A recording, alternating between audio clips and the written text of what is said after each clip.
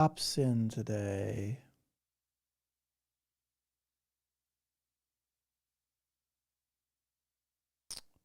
Hello? Trump supporters stay loyal even when.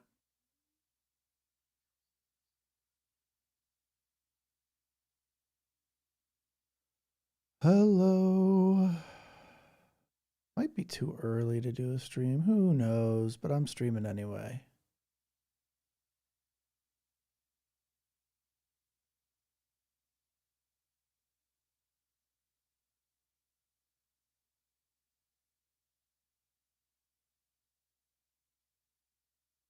Hello?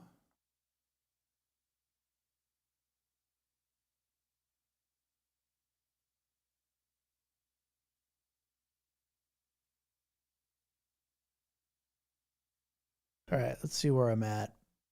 All right. Oh, wow. My camera's way off. What's up with that? Weird angle. That's weird. That was weird. That is so weird. Somehow this angle's like way off. There we go. Woo! Look at that. I was actually able to make it work.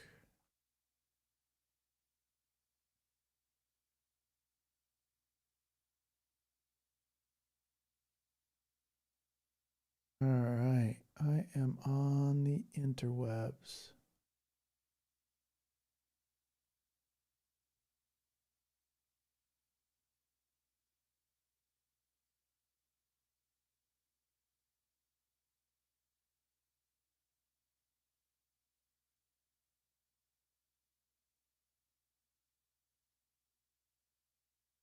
You have. Thanks for sharing my channel. I appreciate that. This stream is live, and there is a psychological reason for that. I gotta make some merch. We are live, Agent Turquoise. All right, let's see what we got going on here. It's my pleasure to do straight talk. I don't really know any other talk but straight talk. I think I have like a thing in my brain that's like, hey, you can't say things that it's not straight talk. Not a huge fan of people who are lying and stuff like that. Not a chance, Pokemon Master. You were here last time. I don't know who you are. I still don't know who you are. Last time I had some random come up on my chat. They did not do good things up here. So, MAGA has exhausted me too. Gina, hello. How are you? MAGA has exhausted me too. But then I remember they're trying to exhaust you.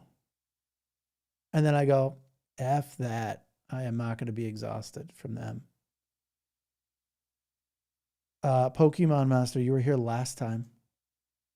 Yeah, you've been here before, dude. Like, try to come up on my last live also. Oh boy, you make me even trust you even less now, dude. Come on, dude. Be better than that. Be better than that. What's up, Michelle Bailey? How you doing? Psychology reels are fun for sure.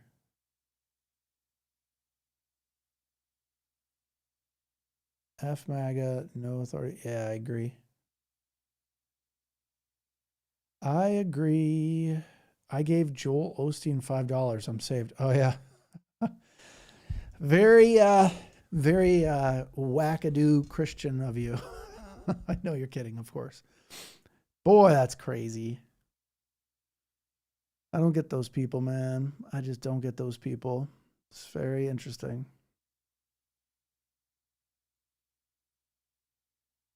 Makes me feel bad though. At the same time, I'm like, how are these? I mean, maybe they're that desperate to believe in something because their life is going like really poorly or something. Charlie Kirk was a complicated person. Yeah, he was not very complicated. He was just a YouTuber, bro. I don't know why everybody makes such a big deal out of Charlie Kirk. The guy was a YouTube debater. Like, what's amazing about him? I'm trying to understand. Like, he was just a YouTube debater who actually didn't really do a good job of debating. Didn't know how to like present cases and facts and stuff, and then wanted to debate, like wanted you to debate him over the claim he made, and he didn't even like back the claim up. I just find it interesting that you people who call Charlie Kirk like this like interesting character. Dude, he was a debate YouTuber. He wasn't some messiah. He was just some YouTuber dude. Don't get me wrong, it's sad that anybody gets hurt for doing anything, but it's just weird. Charlie, is because Charlie that I am here. Yeah, this is exactly why I didn't let you up, dude. I had a feeling you were one of those people who tried to creep up on my last live. There's no way I'm letting you up here, dude. Who knows what you're gonna say? You're some like crazy right-wing person. Just imagine you use like religion and you think everybody should practice your religion. That's crazy. If you don't practice it, we're gonna force you to. What do you think this is? It's ridiculous. It's ridiculous. It's ridiculous. All that stuff is ridiculous, man. All that stuff is ridiculous. Anybody that's like, oh, you're going to practice my religion or else. What are you talking about, dude? Oh, I can't stand that stuff, yo. Forced compliance? What do you think this is? Like a Handmaid's Tale or something? I don't think so. Not in my house. And even on top of that, these religious zealots like hate gay people, and then they're gay. It's like, what? Like, how do you hate? You're one of these people. Like, why are you trying to hurt the people that you are? It's such a weird, there's a weird dichotomy. No way. Who gave me that? That was really nice of you, Jack in the Box. Thanks for the galaxy. I think I know what that's it. I think I know what that is. Appreciate that. Big time. One of my friends voted for Trump, told me he would lower lower taxes. He lowered taxes for some people, just only people making $400K or more. I mean, he did lower taxes for some people, just not people any of you probably will ever meet. I know some people that benefited greatly from him. I don't know, man. I don't care if he lowers my taxes. He's kind of I would say he's not not a very good president. To say the least. Person shouldn't be running a hot dog stand, let alone running the country. You are, dude, Pokemon, you said Charlie Kirk was a complex character. No, he wasn't. It's pretty easy to understand. He was a YouTube debater who was a bigot, who said black people need to get their credentials checked because they're black. Like, bro, what are you talking about? He's not a complex person. He's pretty easy to understand. He's a very racist, white nationalist kid. Yeah, I don't know. It reminded me of the 1930s recruiting efforts in the 1930s Germany. So it's not that complex. It's actually quite uncomplex. He's the most basic person I could assign values to pretty easily. I don't know what those lights are, but that was cool. Parker and Dean were not jealous of him. They're both here's the deal. Parker and Dean are next level debaters, dude. You cannot, and also Charlie Kirk was not good at debating. I don't know what you're talking about. Like he wasn't good at debating. Parker and Dean would smoke him in a regular debate. He wouldn't even let him up to speak. So GFY, dude. All right, costs went up and then they save taxes and the cost of the country is way worse. Yeah, of course. Of course, the tax cuts are horrible, guys. Obviously, for sure. And yes, Charlie Kirk was not a good person. I'm sorry. I don't think he was. I also don't have to caveat anything else. I don't have to say anything else. I didn't like Charlie Kirk, period. That's it. I didn't like that he was a racist, period. I don't have to caveat that. But I hope this didn't. I don't have to do that. I just have to say, I don't really care. Like, I don't care. Like, he was not a good person. He didn't affect my life. He actually hurt a lot of people with his rhetoric. He sent some people, I believe, to January 6th or like trucked them over there. I would say he was part of the insurrection myself, but hey, who really knows, right? We're never going to find out, at least not in the next couple of years. Yeah, Dean and Parker are not just grifters. I actually think they're pretty good. So anyway, Pokemon Master. This is the reason why I didn't let you up, dude. You're like a very much not intelligent person, unfortunately. I feel bad for you a little bit. You're either, unless you're just like a troll and what's called an everyday sadist, where you're just looking to like throw in comments to like irritate people. The thing is, you can't really irritate me. You're just a nuisance. Like a little gnat. Bzz. All right, so they have a plan to ignore the next Congress. They have a plan. Do they really have a purge everyone that's not in the cult? Yeah, I don't know. We'll see how that works. There are some, I've spoken to some military folks that are anti-regime, and they're like, yeah, we're not going to let that happen. So we'll see. I have no idea. Yeah, Trump is incompetence meets inconsistency. So he's just an abuser, dude.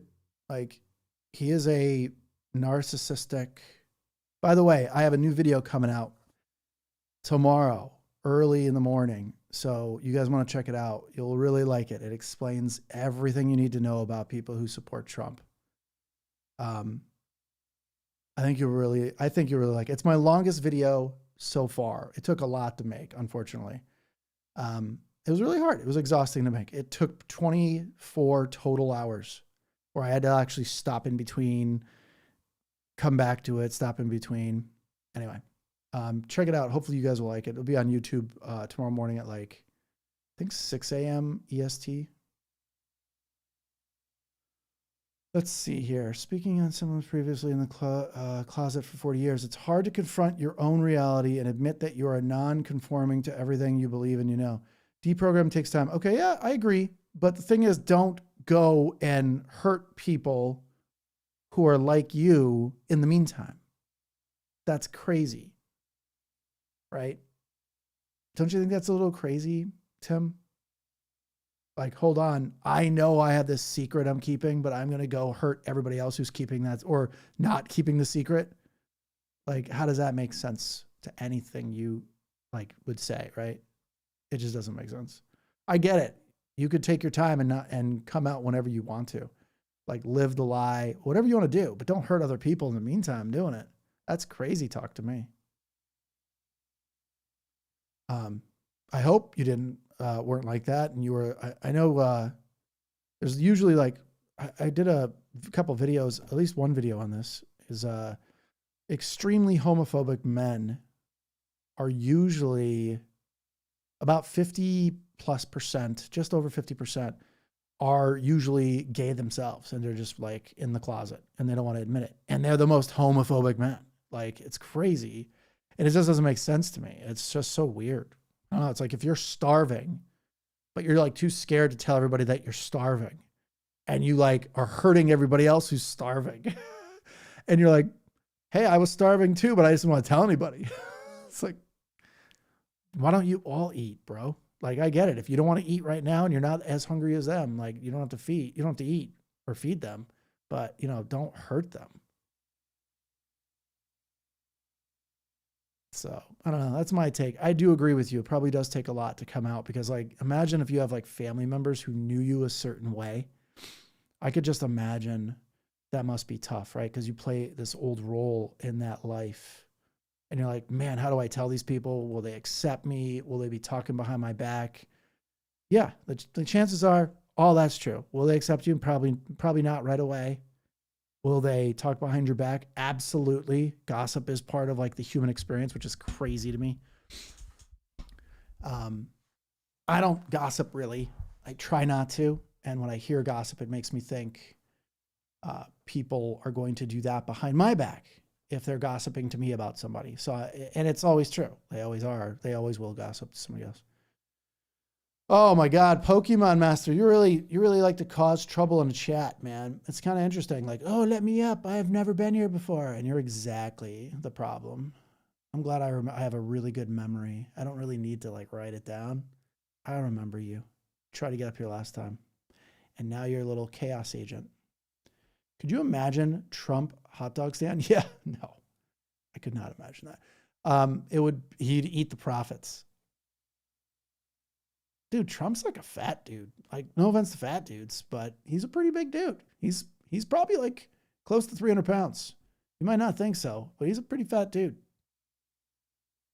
So he just wears like girdles and stuff. You can't really tell because he's got it all like taped in, but he's a big dude. I don't mean big in a good way. Yeah, dementia tests. Yep. I don't know anything about his health though, honestly. Like everybody keeps saying, oh, he's got dementia. He seems reasonably sharp, surprisingly, compared to, other experiences I've seen. He seems, when he talks, he's still the horrible, hateful person he is. So there's that. Yeah, he only eats McDonald's. I still can't believe anybody survived on McDonald's. The dude that did that movie, Super Size Me, I don't know if you guys saw that, but he ate McDonald's every day for like, I don't know how long it was, but it was like 30 days. I don't even know if it was 30 days. Maybe it was longer. And he ate. You're not an intellectual, Pokemon Master. You are the furthest thing from an intellectual. You are literally one of the weakest people I've seen in my chat so far. So don't ever call yourself an intellectual again, because you haven't earned that title. You are just some goon off of a Reddit board maybe or something. And here you are trying to like cause chaos. You are not an intellectual. You have nothing to say of value. You're not special. I know people told you that you were. It's really sad to like find out that you are not some special thing. You're not. You're just a dude on the internet like trying to crash out in my chat. Think about that. Unless you live in a really crappy part of the United States or even in another country, and you're like, you have a really bad life, why are you in this chat trying to cause trouble? Unless you're getting paid to do it.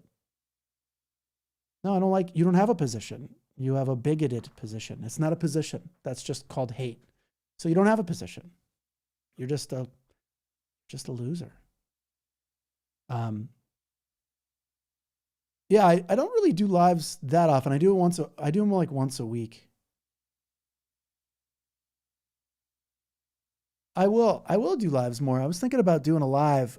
I'm like an all in or I'm an all out guy. I'm either going to do lives all the time. Like I will do a live probably like once a day and then just do them every single day. Or I'll do, I really want to do them every day. That'd be really fun for me. Oh, here we go.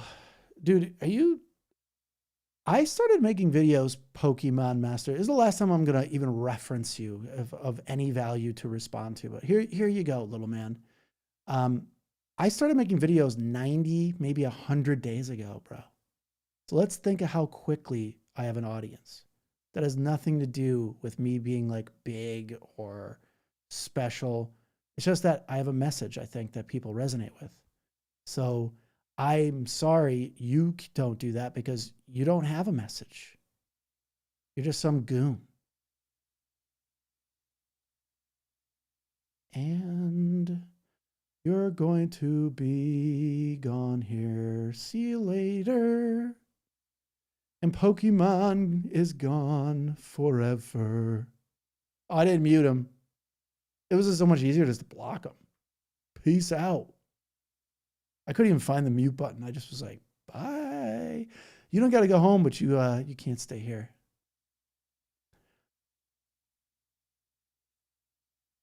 Yes, people who stay in the closet harm other people, but only if they hurt or harm other people. I don't think we should tell anybody. Oh, you blocked him too? Oh, okay. I blocked him as well, and he disappeared. Thanks for doing that.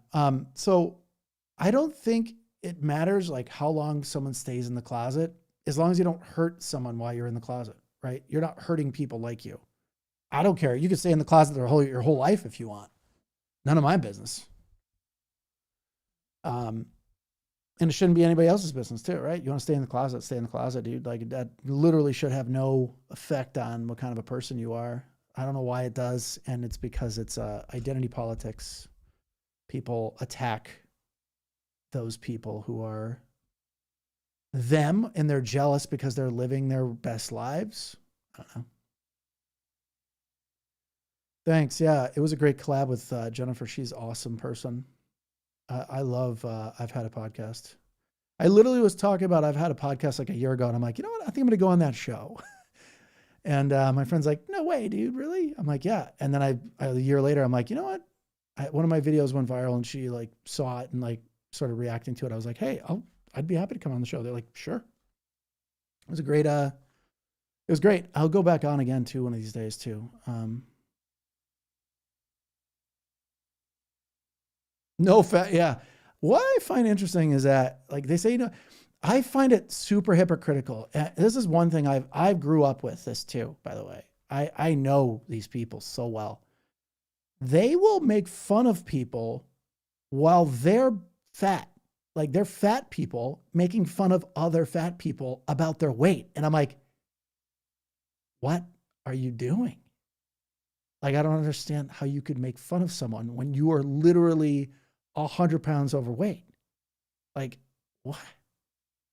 And if you question them or you say like, hey, why are you making fun of someone who's also overweight when you're overweight? If you bring that up, oh, then you're the bad guy. It's crazy, yo. Oh, JB's in the hizzy. What's up, man? This guy JB, man, you guys got to follow him. He's in the chat. I am not working hard, dude. You know that. I'm working hard on videos, but I ain't working hard on lives like you. JB is in the chat. If you guys have a chance, follow him. He will critique your profile and then tell you how to grow on TikTok. He's like really good at it. So if you see him in the chat, follow him on TikTok. He's good people. I vouch. I'll pin up his thing real quick. I don't know how to do it really that well, but yeah, I'll pin the comment. There you go. Follow that cat. He's good peeps. He can help you with your profile for sure. All right. You can just look at his huge head. Yep. Dude, all these people. Yeah, of course, JB, man. You're good peeps. Bribe the military. Yeah, he is bribing the military for sure. That's not good. And there are a lot of crazy people in the military, dude. They're very much, some of them are very much bought in. It's like 50-50 right now, as far as I can tell.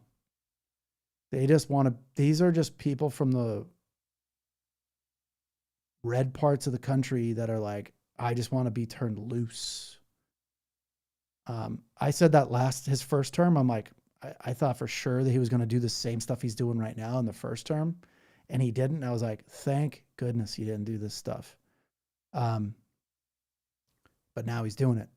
He literally did every single thing I thought he was going to do. I called it in like 2017, and I was telling people I loved. I was like, hey, you know what? Have a plan to get out of here, because he's going to let his little militia people come and then try to police. My gut still tells me this, guys.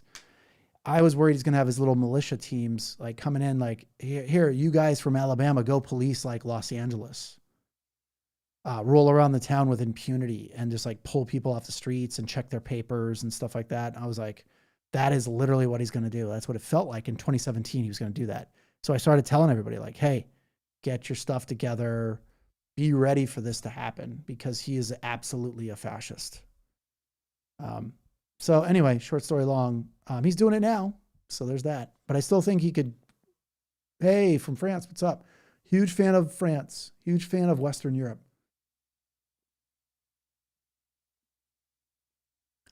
I need to come back. I was just there 2 years ago, spent a few weeks. It was pretty awesome. I'm a big fan. So I am worried that he's still going to have his little minions running around towns. Black sheep all the way, you know it. He's going to still have his minions running around towns, checking people's papers, doing really bad stuff. Basically just rolling around town with impunity. Well, they can't be stopped.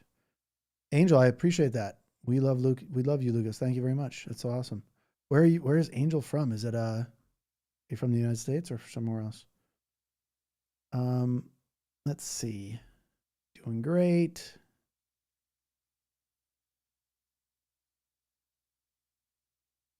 Thanks. You've been using my video transcripts. Thanks, man. I appreciate that.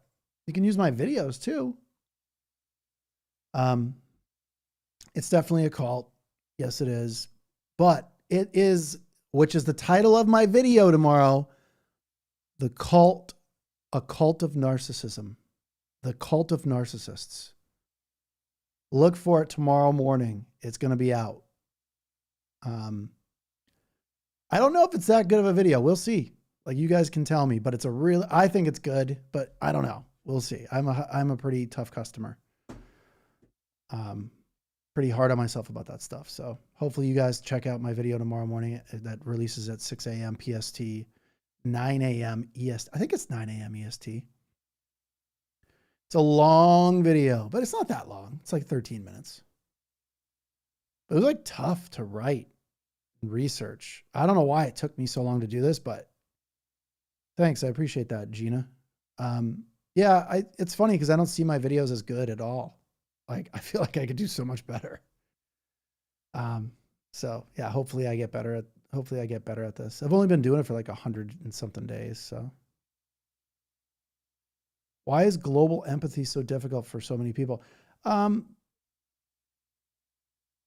a good question. I think I have a hard time understanding it because if we all had empathy and we cared about each other, no bad things would happen in this world. So I think people use what's called moral disengagement, and they try to put labels on people. Yeah, they are. I would say they're a cult for sure, Jesse. Yeah, I think people put labels on each other to actually hate each other a lot. I mean, if you think about it, we've been doing it for thousands of years. Not that that's a good thing, but life has not changed too much. Tamara Hayes, I appreciate that.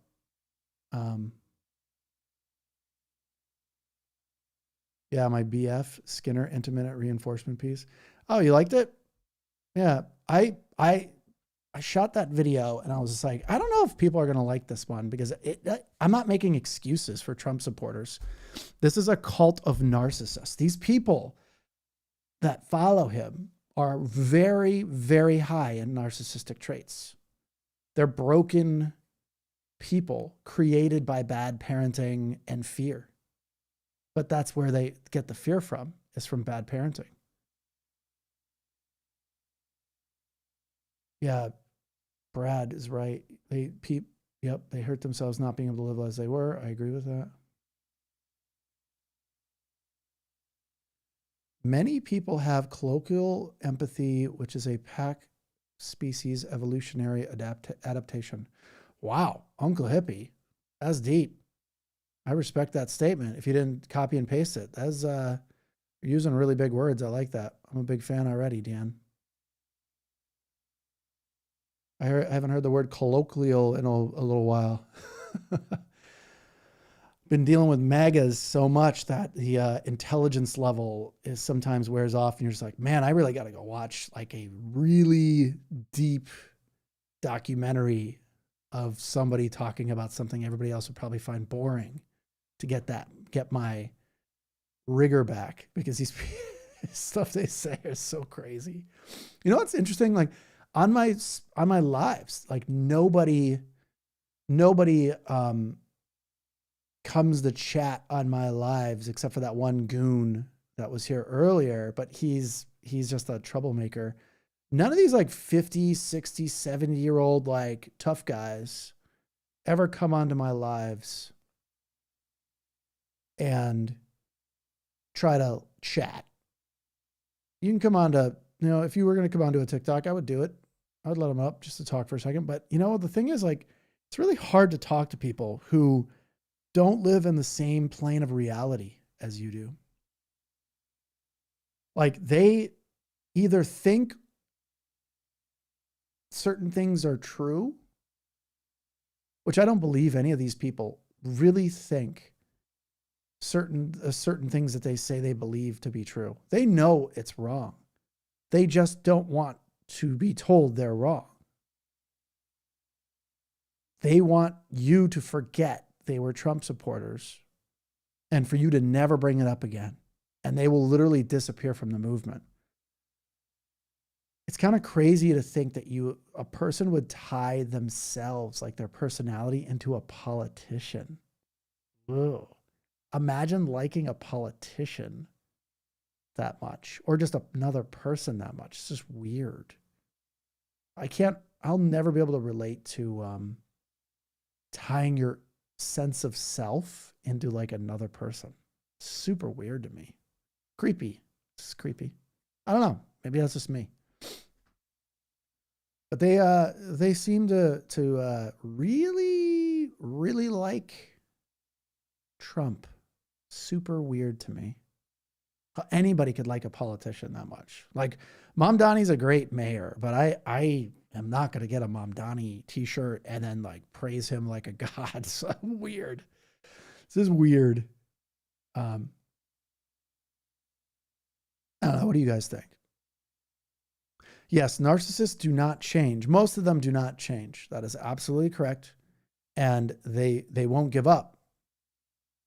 Wait till you watch my video tomorrow. I think you guys will really like it.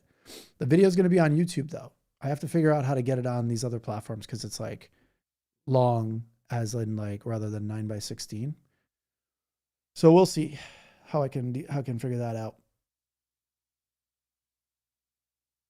What's going on? I'm trying to follow. He was used loyal unit only for enforcement. Yeah. I'm worried that he's already like calling California. I live in California, saying that it's like already a fake election because they're losing. Like, dude, you can't just say that. That's like yelling fire in like a movie theater. It's illegal. You can't do that. This should be illegal too. Just randomly calling everything fake that doesn't go your way. That is not a what you do. It's not against like decorum. It's against like being a human. Convincing crazy people that the election's rigged because you don't win. Like that is nuts to me. They're obsessed with California because they somehow don't understand that they're relying on people not being smart enough to know. And they know people won't look it up either. The Trump supporters are the laziest people on the planet. They are the most lazy thought processing people on the planet. They want to be told what to think. They don't want to wake up and think. That's too much work. And you're like, why don't they have empathy? Well, it's the reason they don't have empathy is they get empathy and their morals from a book. And then when that gets in the way of what they want to do, those morals don't mean anything because they don't really have an internal moral compass. So like, of course they can like not live by it when it's convenient for them. They just are not moral people.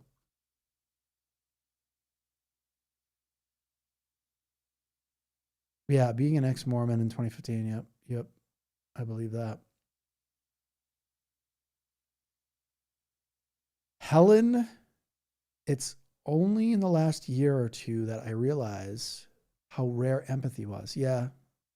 I didn't know empathy was that rare either. So you're join the club. I had no idea. I really thought a lot more people had it.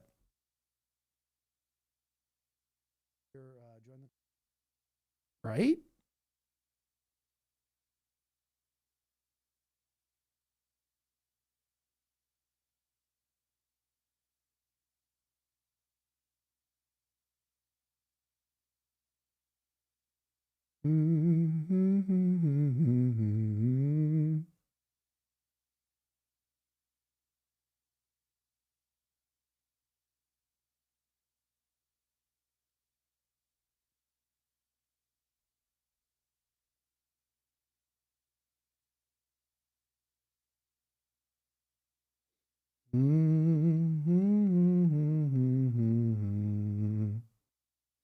Let's see. Where am I? All right, so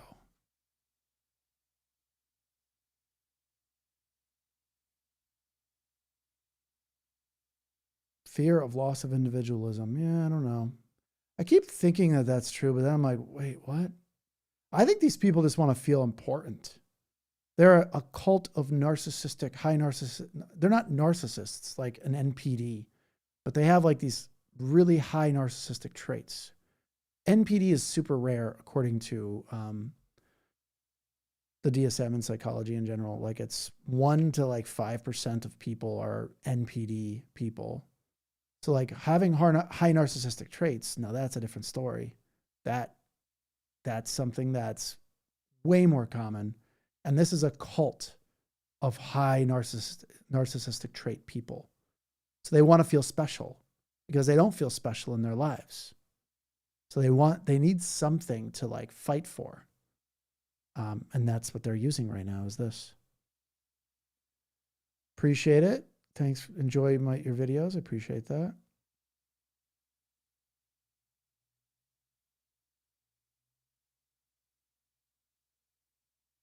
Mm-hmm. INFJ. Explain what INFJ stands for. I know what it means, but you should put it in the chat too, Mind Drifter. It's a Myers-Briggs score. Love your videos. Air Dama. I appreciate that.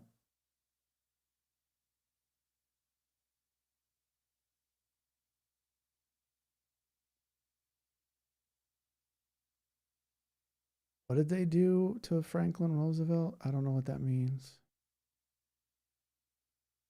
I don't know what that means because your chat got cut off.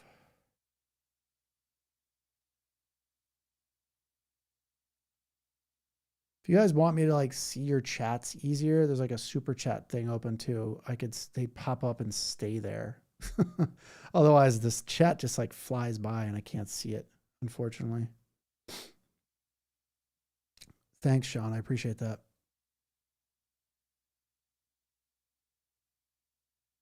Human exceptionalism is a big problem too. I don't know about that.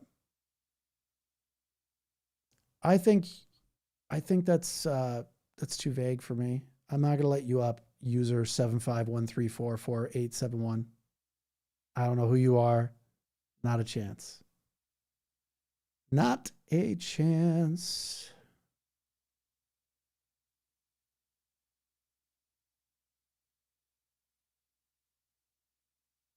Married to narcissist, alcoholic, clinical psychologist.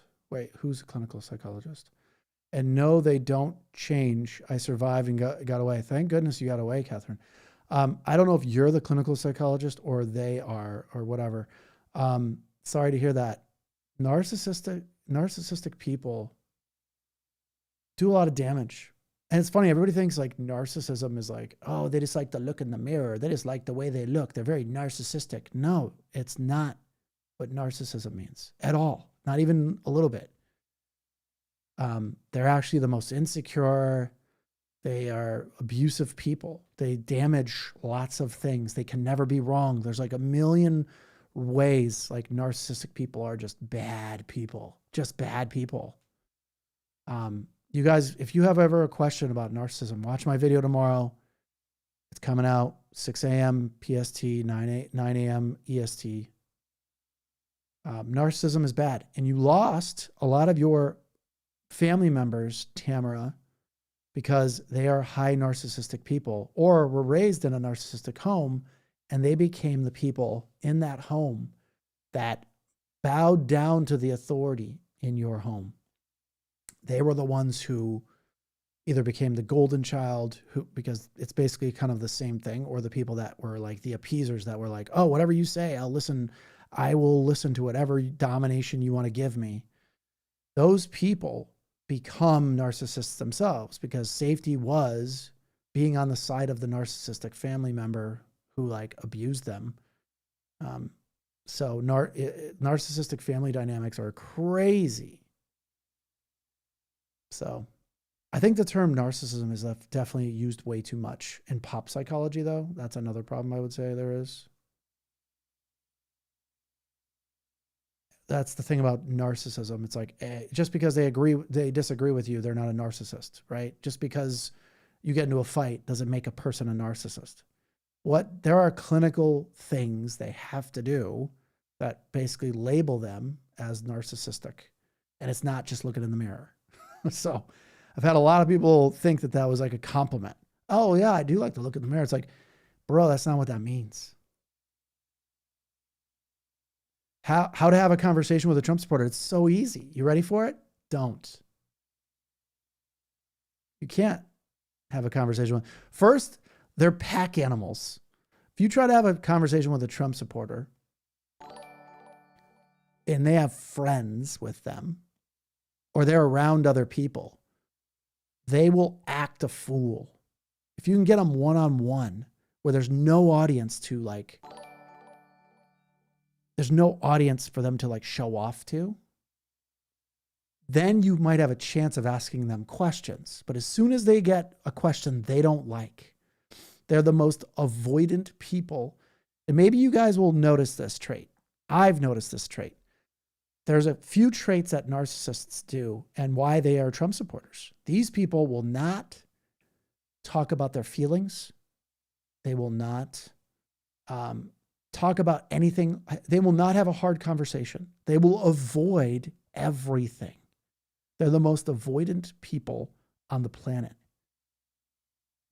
So they're avoidant and they can never admit they're wrong. Think about that. And that sounds very, how could someone not admit? Of course they admit they're wrong sometimes. No, not about anything that matters. They will never, ever admit they're wrong about anything. And this is before Trump, way before Trump. These people did the exact same behavior. They could never admit they're wrong. And they're super avoidant. So as soon as you say something they don't like, they're out. They'll end the conversation. They'll cancel your conversation by saying fake news or TDS or something crazy. And what are you supposed to do with that? You can't have a conversation with them because you get them alone. And as soon as you push a button on them, which you don't even know what that button is, ask them a question they don't like, they clam up because they are avoidant people to begin with, like hyper avoidant people. Let me give you an example of an avoidant person. If you don't know what that means, there are two dudes I know pretty well. They live really close to each other. One lived really far away from one another, and one moved back to be closer. And they live like miles, like literally a few miles away from each other. And they don't even see each other or talk about why they don't see each other because they're so avoidant to bring it up to each other. They're so scared of what kind of any kind of emotion tied to that conversation would happen that they just live miles away from each other, a few miles away from each other, and talk on the phone every day, but they never see each other. They drive by each other's houses, but they don't they don't see each other. So they're that avoidant. Like imagine that. Avoidant people are like that. They will literally disappear and you will not know what happened, what triggered it or anything.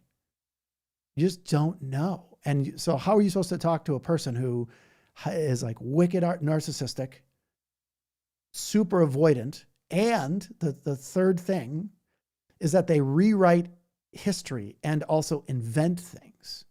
So if you get into a disagreement with them, 30 minutes later, they will see the disagreement completely different than you and create new facts and evidence that don't exist. So you'd be like, wait, why did you say that horrible thing about me? Or why did you bring that up when I was trying to talk to you about this? They will fill in the blanks because their brain won't let them self-reflect. Narcissists cannot self-reflect. That sounds crazy probably to you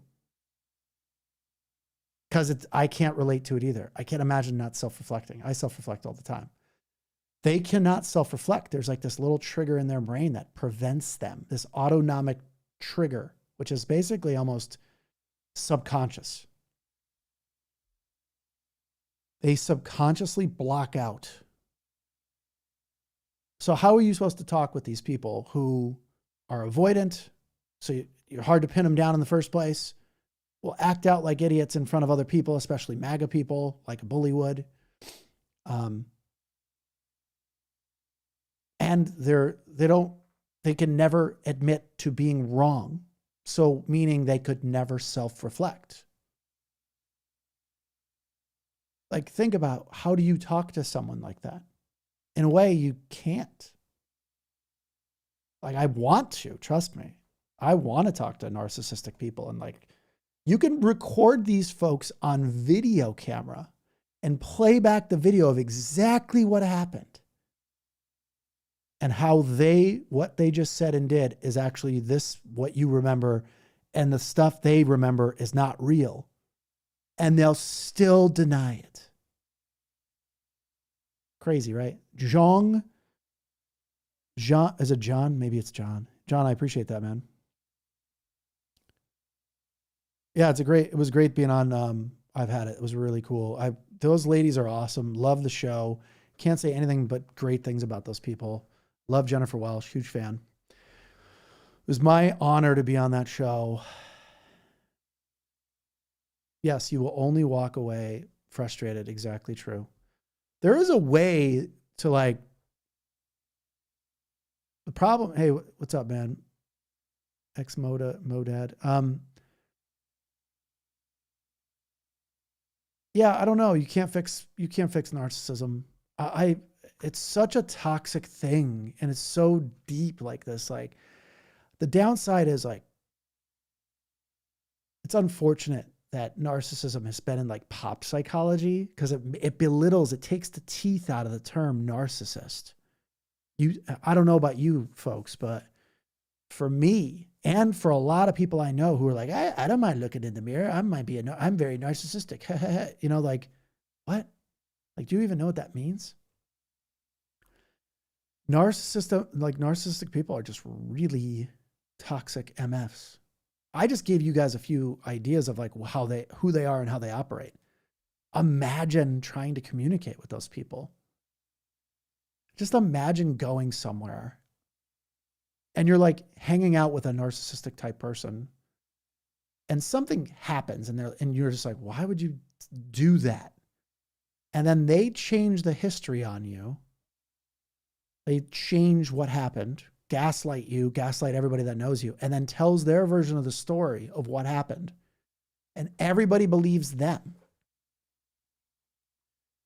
So now what you saw in front of them happen, and you know what happened, they changed it. So now you are the only one who knows the truth. Crazy. My siblings go after far right stuff. Yeah, that's crazy. It's because I don't know. I'd have to chat with you to find out, but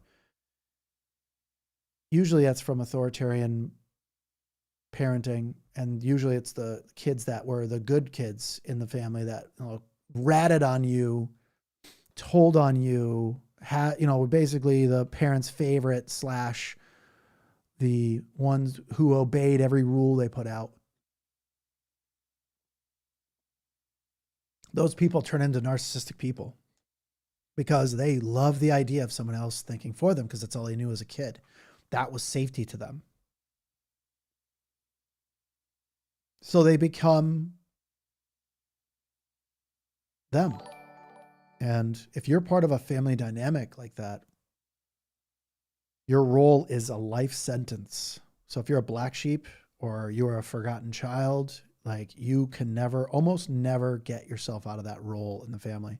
Doesn't matter how rich or successful or anything that happens, you have a life sentence in that family of whatever your parents gave you as a kid.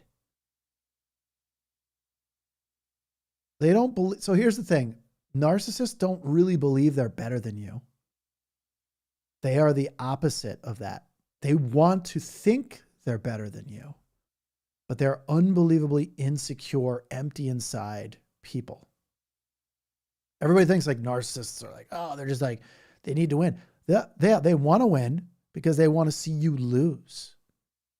And they gaslight like crazy. Yeah.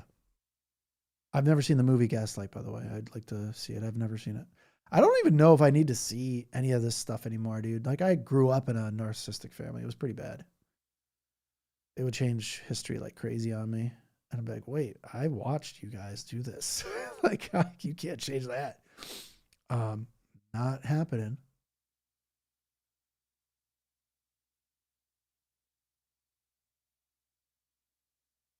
I was an outlier. I'm so grateful, even though it was hard road. It's worth it not to be a sheep. I don't know what that means, Truth T. Are you saying you used to be a narcissistic person, or you used to be in the cult? Not everybody in the cult is narcissistic, are narcissistic people, but most of them are. Most of them are pretty broken, looking for meaning. And I mean now too, like especially now, like who's left after all the crazy stuff that's going on right now? You don't think those people are getting hurt? Of course. Yeah, I don't like the term TDS. I'm starting to get annoyed of it. Avoidant because reality comes from all angles. Narcissists are often very controlling because of this.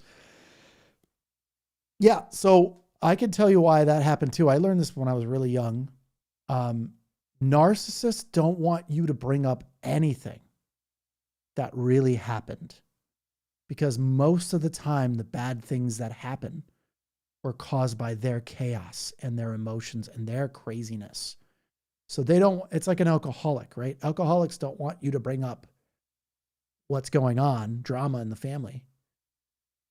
They want you to not bring those things up because they're usually the cause of the problem. So they don't want to talk about the cause of the problem because they know the problem is them. So they make sure that you don't talk. You don't say anything. You don't bring anything up.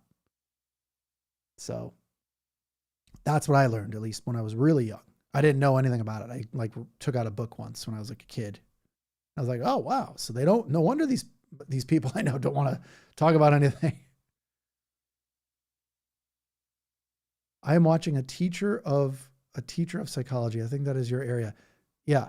I wouldn't say I'm a teacher of psychology. I guess I am. I guess I'm teaching you guys, right? That's always cool. I was a visiting professor and stuff like that at a major university at one point.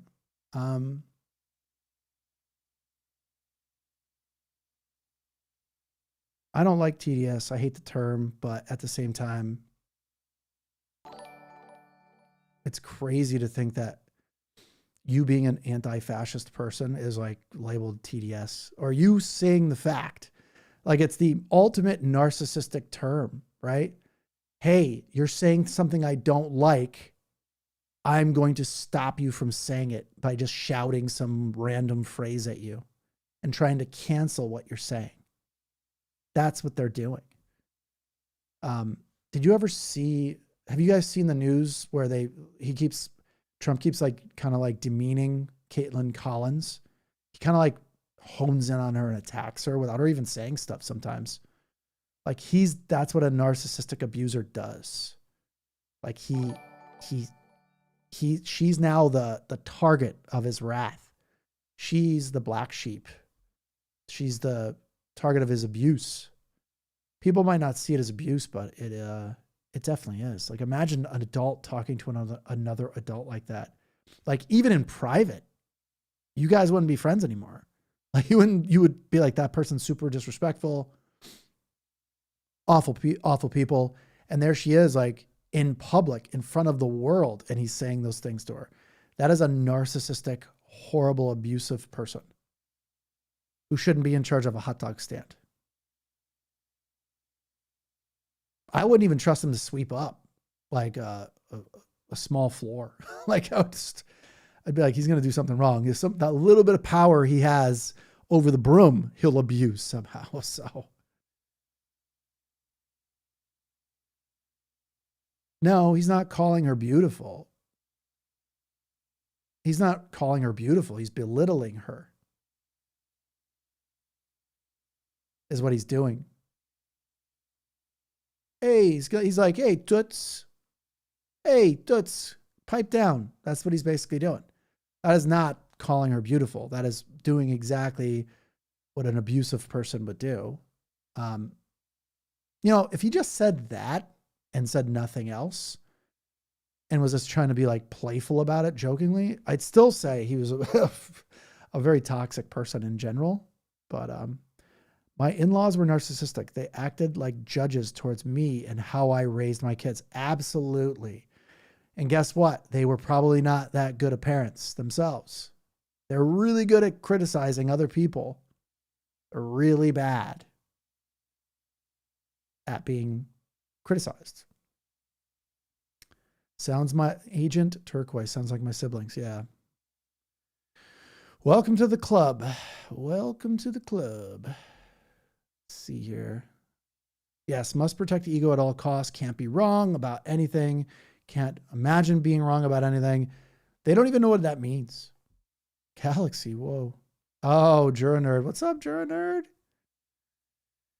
The Galaxy Dropper, Jura Nerd in the hizzy.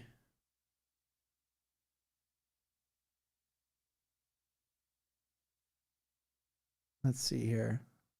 Always a pleasure to have Jura Nerd in the house over here.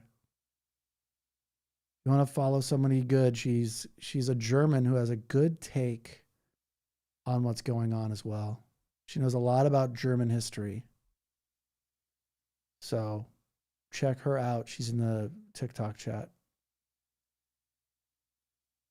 Karma is about balance. So I don't know how you're using karma, but I think you're using it meaning like chi or something rather than like karma as in the world gets even on you. Yes, they're like 5 years old and throws a fit. A lot of these people are stuck in,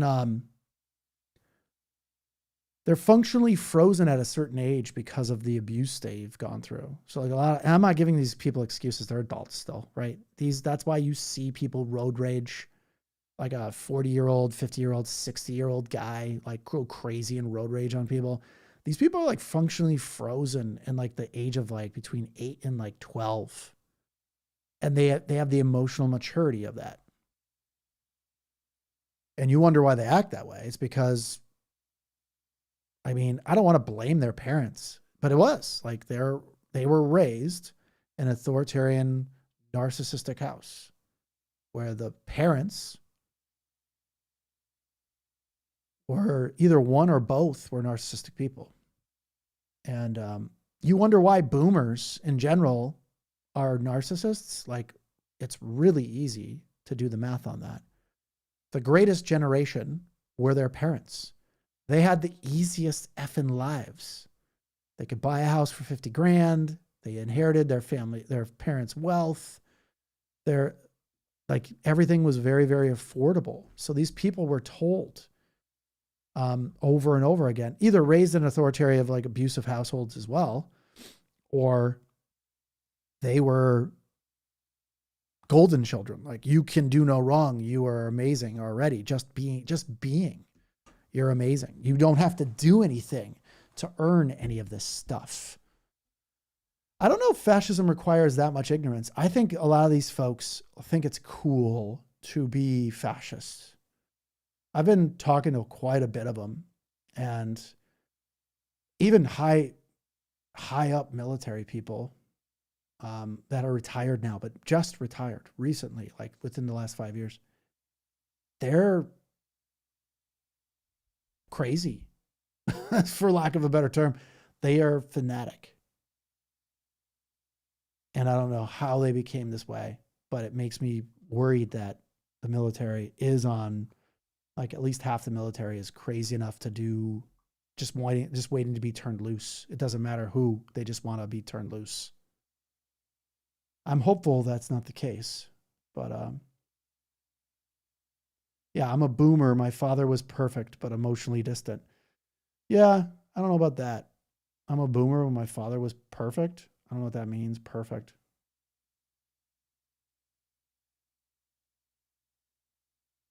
Yeah, a narcissist is like a sociopath with only 3 emotions available. Apply to themselves. Well, they also can't empathize with you. Like, they can't self-reflect. So how could they even understand how you self-reflect if they don't self-reflect? Think about it. If they can't self-reflect, they don't regret anything. So how are they supposed to empathize with you when they don't regret anything because they don't self-reflect? They just move forward with life and they don't care who they hurt. Erica Jordan is a psychologist. She explains the clinical side. I'd love to see. Yeah, I would totally like to chat. That would be really cool.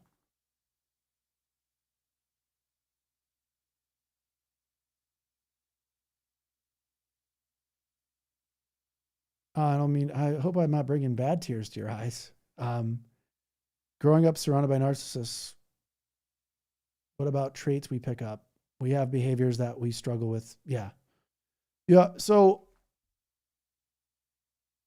the way I see it, all right, so this is just my opinion, but I believe you could go two ways with narcissists, like family and authoritarian, like families and stuff like that. One way is you become like them. And then the cycle of like that traumatic cycle continues where you then pass that on to your family, your kids. And then there are people, I would say like me, who go, hey, I see what's happening here. And you speak the truth and say, hey, why did you do that? And then you try to, as a child even, hold the reality as an accountable. I see that you could either do both, right? So you can cross and you could go towards, okay, I'm just going to comply and be a person that submits to authority, which creates the authoritarian follower type of person. Or you can push back and be like, hey, this isn't okay. I mean, I guess that takes extreme resilience. I didn't think I was like super resilient, but I sure as heck wasn't going to be treated unfairly for no reason. And I fought with that a lot. So I know what you're talking about. And I think you can, it's either this or that. There's like no real in between. Like I'm kind of an authoritarian. No, there's this or that. That's how I see it, at least. And I became an empathetic person. But with what you said, we inherit some of these traits. When I was younger, like in my early 20s, maybe my late teens, early 20s, I still had some of these traits.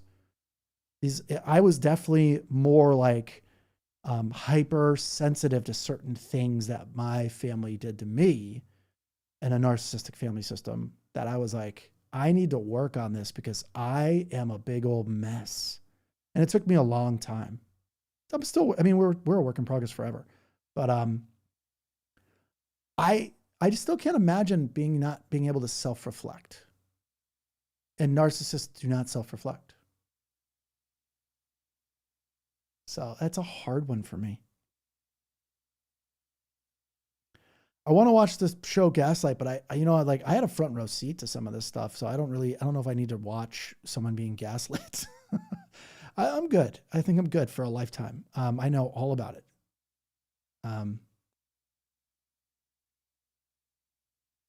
Let's see here.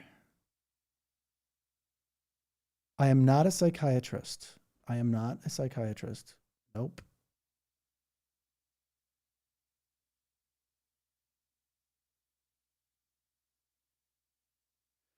Well, as Hemingway would say, the world breaks everyone, and then sometimes people get stronger in the places the world breaks. So I do believe that you can heal from those things, but just make sure you don't surround yourself with these people. The problem you get from being with a group of narcissists in your life, or even a single narcissist, it means you have like a pattern of attraction to those people.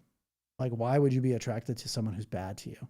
Why would you be attracted to someone who can't self-reflect? Why would you be attracted to people who are, like narcissists are attracted to empathetic people? So you gotta really filter them out because they will feed off of you. They love people like you. You're easy because they want someone like you who's going to feel empathetic. They feed off of that stuff.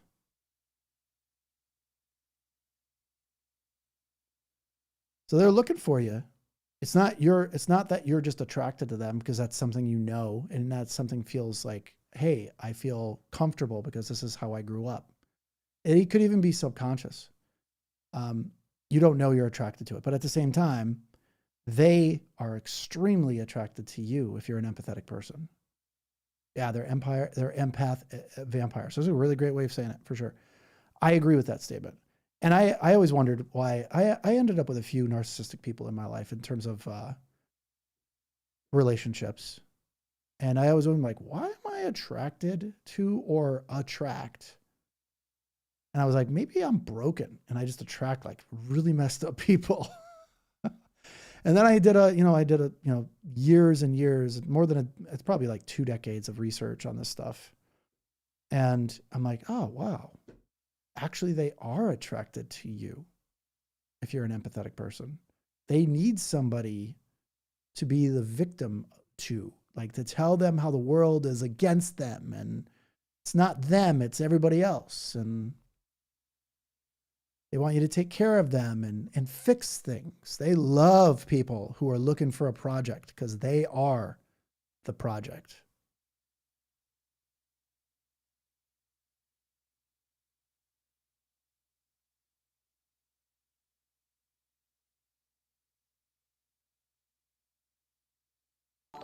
Yeah, I get what you mean. The scapegoat, the outlier. Yeah.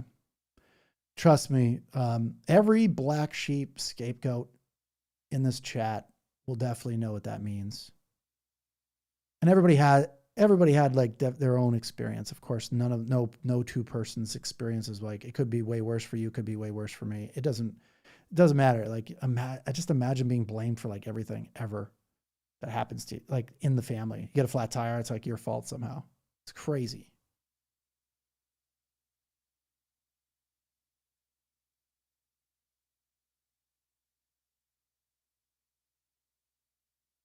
It's psychological warfare what he is doing to that woman. So I'm assuming Caitlin Collins. I don't know if he intentionally, he just knows how to belittle people. It's like sport for him. So he knows what to say to hurt people because he grew up in a family that taught him to hurt people. He got rewarded hurting his brother, Freddie. So like he knows exactly what he's doing because it's second nature. Like he smiles really big, either on the inside or on the outside. He's a sadist type person. That's part of narcissism, especially the narcissism that he has. I am not like these amazing psychiatrists who have already diagnosed him from afar. Like a lot of people have wrote open letters. Yeah, they did. You never smile. Exactly. That's a belittling tactic. You never smile. He somewhere realized that saying that to somebody is belittling to them. So he just uses things that he knows will get under their skin. He's probing every time he talks. He's waiting to see a reaction.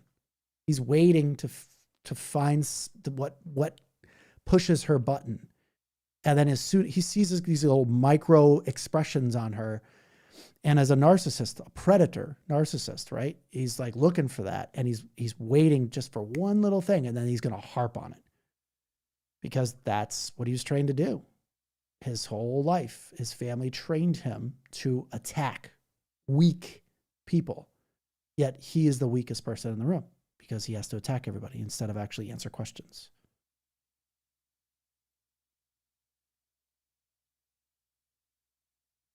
Yes, I'm 75 and I have never had a job in my lifetime that would allow someone like Trump to talk to me the way he does to others. Absolutely true.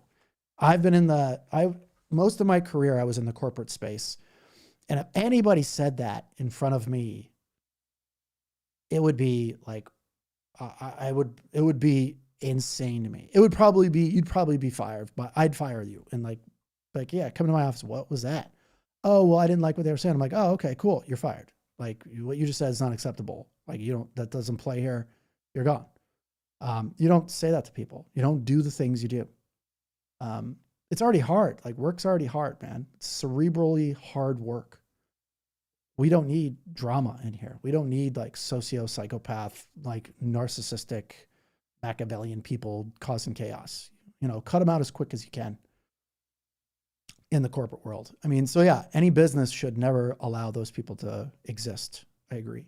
There has to be ramifications. No ramifications creates a Trump, right? He's never been accountable. Why are people bringing up Scientology when he talks about MAGA? Because it's a cult. He's fooled some really naive people in this country into following him and spending $100 just so their neighbor who voted against Trump, it will cost them $10. It's crazy. I don't understand it. I don't want to spend $100 so someone else loses 10, but I know a lot of people who will do that, which is nuts to me. I can never relate to that. I would be like, hey, I'm going to spend $100, and if we win, I will split it with you.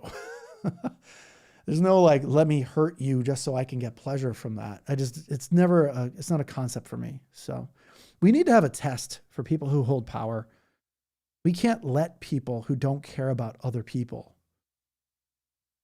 exist in power. This is how you lose societies. You let psychos and psycho-narcissistic people into power, and then they just abuse the heck out of it. Yeah, my dad went the other way from his parents and church structure. He's the greatest humanitarian I know. Yeah.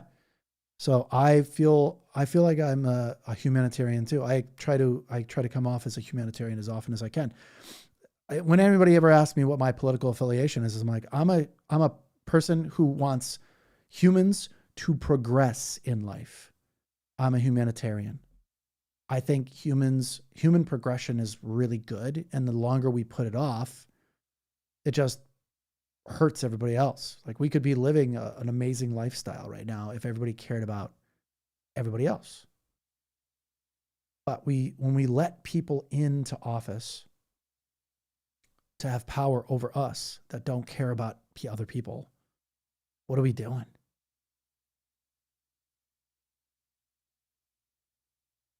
Yeah, gaslighting is a crazy thing. I have a really hard time with gaslighting too. I think it's sometimes, I don't know if sometimes people do it. I believe sometimes people do it without knowing they're gaslighting, like as a defense mechanism. So some people don't intentionally do it. They literally just have broken perceptions, and they don't have any inner voice. They don't look inward. They have no, was it my fault? Oh, no, let me think about this. What did I do something that hurt somebody else? They don't self-reflect. So it's really hard to relate to that for me specifically, because I self-reflect. I'm like thinking about myself like all the time, going, whoa, what could I have done better? Was I rude to that person? Did I make this happen? Was it my fault? I try to take ownership, because then I have control over it.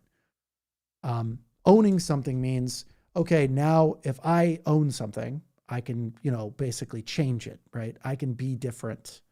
But if somebody else owns it, there's nothing you can do to help them change, usually. So, but if you can own what happened, only if it really is your fault, by the way. Don't own it if you don't.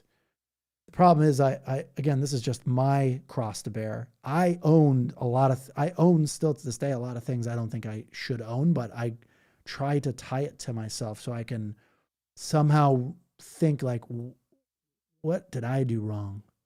But that's something I'm working on too. So boundaries are really important. As Agent Turquoise said, yes, boundaries are critical, yo. Boundaries aren't for people. You know that, right? I'm sure you folks already know that. You're smarter than me, probably. Boundaries aren't for other people. They're for you. So if somebody does this, you're not supposed to say, oh, well, if you do this, I'm going to do that. No, it's a boundary for you. You're supposed to say, oh, okay, they said this again. I told myself I wouldn't let this happen again. So I'm going to do, now I have to leave. So it's not to threaten people with and say, this is my boundary. No, don't do that.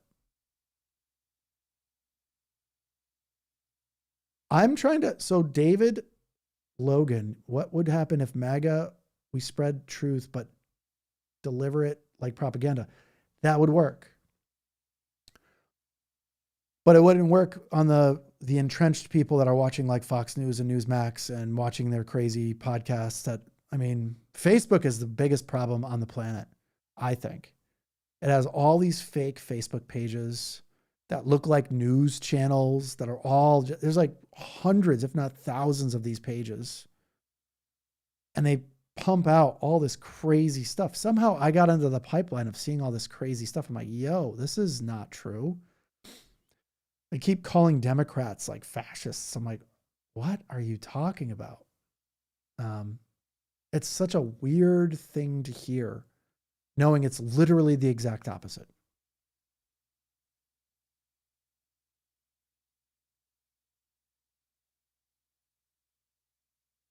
Beard and heart. Me too, beard and heart. I mistreat. Oh, gotcha. I misread fake niceness. Yeah, sometimes I read fake niceness. I don't know. It's interesting. A lot of this stuff is interesting. Does alcohol encourage or amplify narcissism? I think alcoholics, a lot of people who are alcoholics are either dealing with someone who's a narcissistic person and they're like drinking to avoid it, or I think narcissistic people tend to go towards booze. I've known a lot of people who are alcoholics or drug addicts that were highly narcissistic people. And it's because they come from a messed up family and they don't know what's wrong with them. They won't go to therapy. So they don't know what's wrong, but they know something's wrong, so they drink. That quiets the voices that are critical to them. And then they won't go to therapy, so they'll never get it fixed. So they go through a cycle of drinking and doing drugs and just to quiet the voices in their head, of telling them they're not enough, or telling them to the constant like critic inside their head, who these people are filled with shame and they don't self-reflect. They just know they're hurt.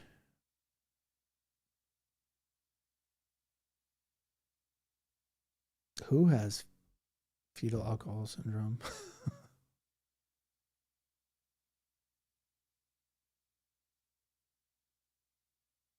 Yeah, Bannon embraced political potential of algorithmic propaganda for sure.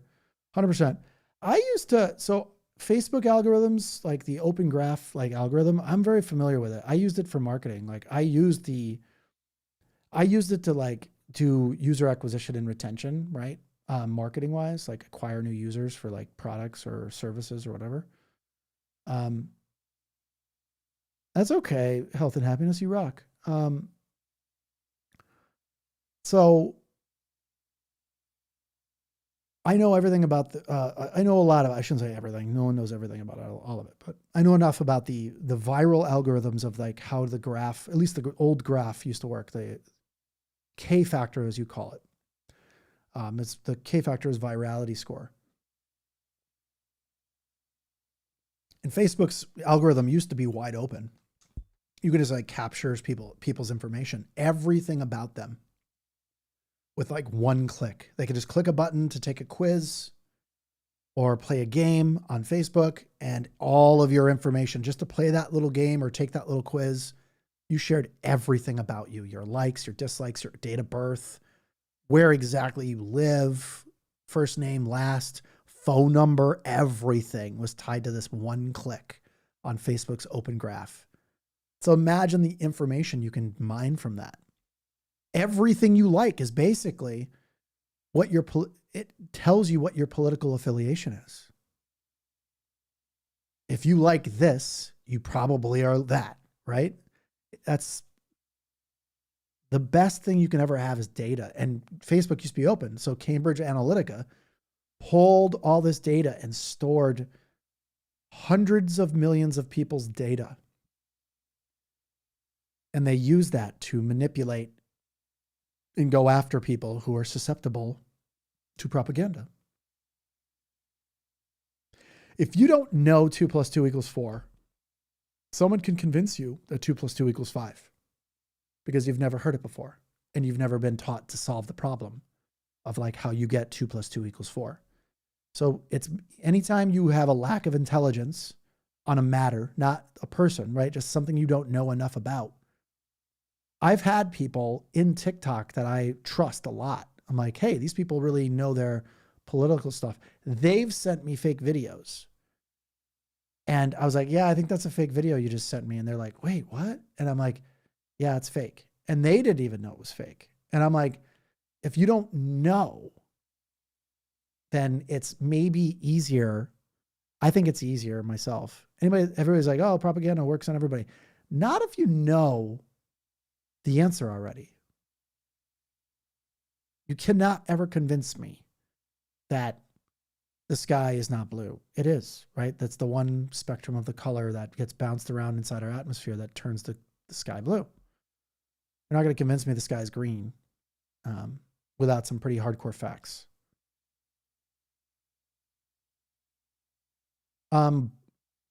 Big hook. I got it through studying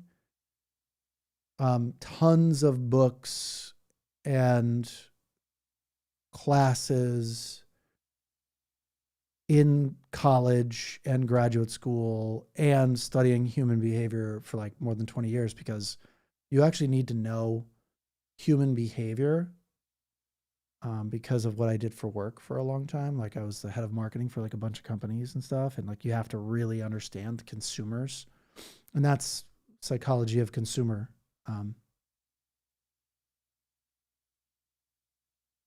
Youngest child here, Tammy, only one to escape. I don't know what that means.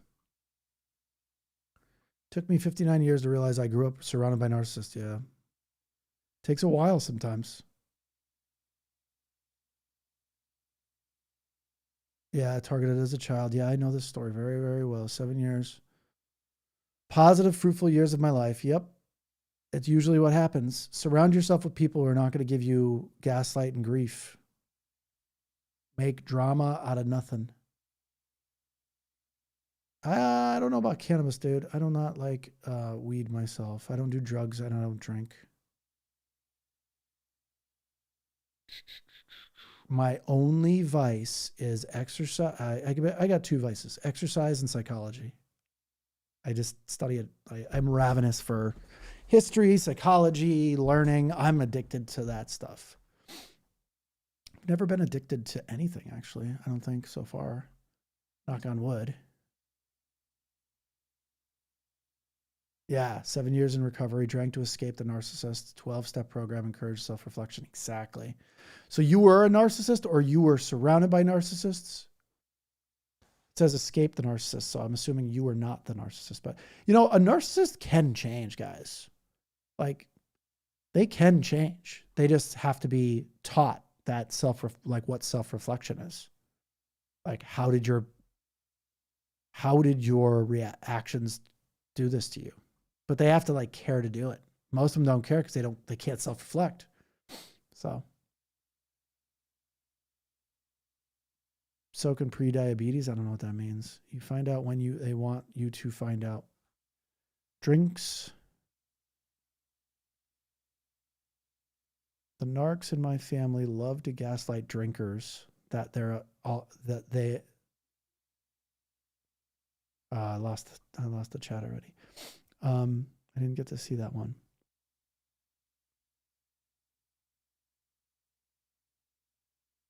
What did advertising and marketing teach you about humanity? A lot. Too much. People are a lot simpler than you think and are broken in a lot of the same ways you are. So people aren't very different. Lack of self-reflection may indicate they're not fully sentient. Yeah, fair take. That is a very fair take. The thing about like narcissistic like family dynamics and abuse, the people who were the kids that submitted to authority will gaslight you later in life and say, hey, how come you're not over it? Just move on. You're an adult. Get over the abuse. Just move on. You're an adult. What's wrong with you? It's like, I kind of grew, I would say like every kid grows up in like a different home, even if you grew up in the same home, because you're all treated differently. So they have no idea how you were treated as a black sheep, as the target. They have no idea how you were treated as the forgotten child. And as the person who submitted to authority, the people who just like took the side of the family, the authoritarian parent, like those people, you don't know how they grew up either, right? You don't know what sacrifices they made in their head and like how broken they are and maybe even how lost they are. People are all fighting a little bit of a battle. And when people like,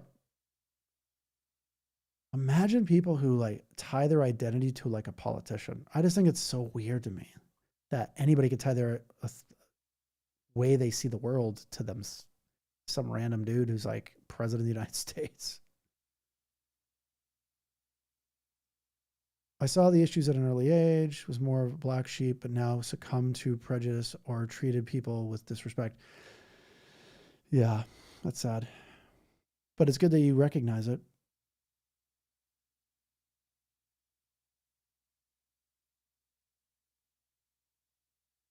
Preach. Secular humanist. Yeah, religion's bad.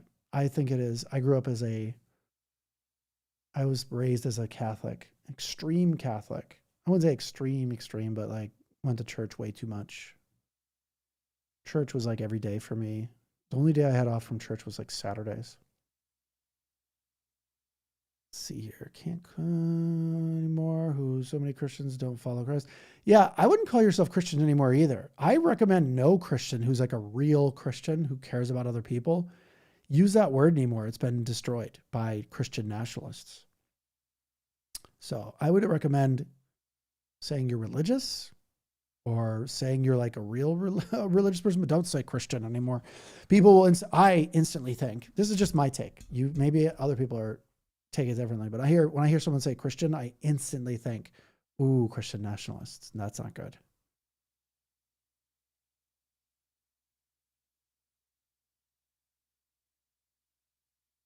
Benny Johnson absolutely knows exactly what he's doing. So you saying, how come Benny Johnson can't figure it out? He already knows 100% what he's doing. He knows he sold himself down the river. He knows he can't go back. I have a video about this. I have a couple of videos about this where some of these people that are in this like cult, they have different jobs, right? One of them's propagandist, and Benny Johnson's a propaganda guy. And he knows if this regime falls, he's gone. He's in trouble. So he needs to keep going. His entire audience is built on these horrible, hateful, narcissistic people. So he has no other direction. Nobody likes Benny Johnson. He cannot go mainstream. He is not a Tucker Carlson. Tucker Carlson somehow is making a hard right to mainstream. I don't know if you guys see that or not, but he's making it. Somehow it's working for him. I don't know how, but he is. And he's he's a pretty hateful dude, but he's also showing he's showing his audience how to take accountability, even if he doesn't mean it. He's modeling how you'd say, hey, I'm wrong, admit you're wrong, and then take accountability and apologize. I give him credit for giving a model to 15 million subscribers. Joe Rogan has not done that yet. See what I'm saying? Imagine Tucker Carlson, who's going to be as big as Joe Rogan here before you know it, is at least modeling accountability. So being book smart and street smart are different. Yeah, I don't know how to explain that, but I think that's more like emotional intelligence. It is different. They are different things. You could definitely be just like, I know 2 + 2 = 4 and how to solve that problem, and then not know how to apply that across life, for sure. And that's where, again, people are like, how could smart people support Trump? It's pretty obvious to me, right? They are narcissistic people and they are benefiting from supporting him. Very much like the 1930s in Germany. There were people that got on board with those people, made a ton of money, And some of them got away with it. So Elon took Cambridge Analytica scam further by using Doge. Yep, he did. I agree. I don't even drink coffee. So it's pretty rare for me to even drink caffeine because I like sleep so much that if you drink coffee, it really messes up your sleep no matter how great it tastes, by the way. I love coffee, by the way. Thanks, Lucas, for addressing my inquiry. Of course, Big Hook. I appreciate you.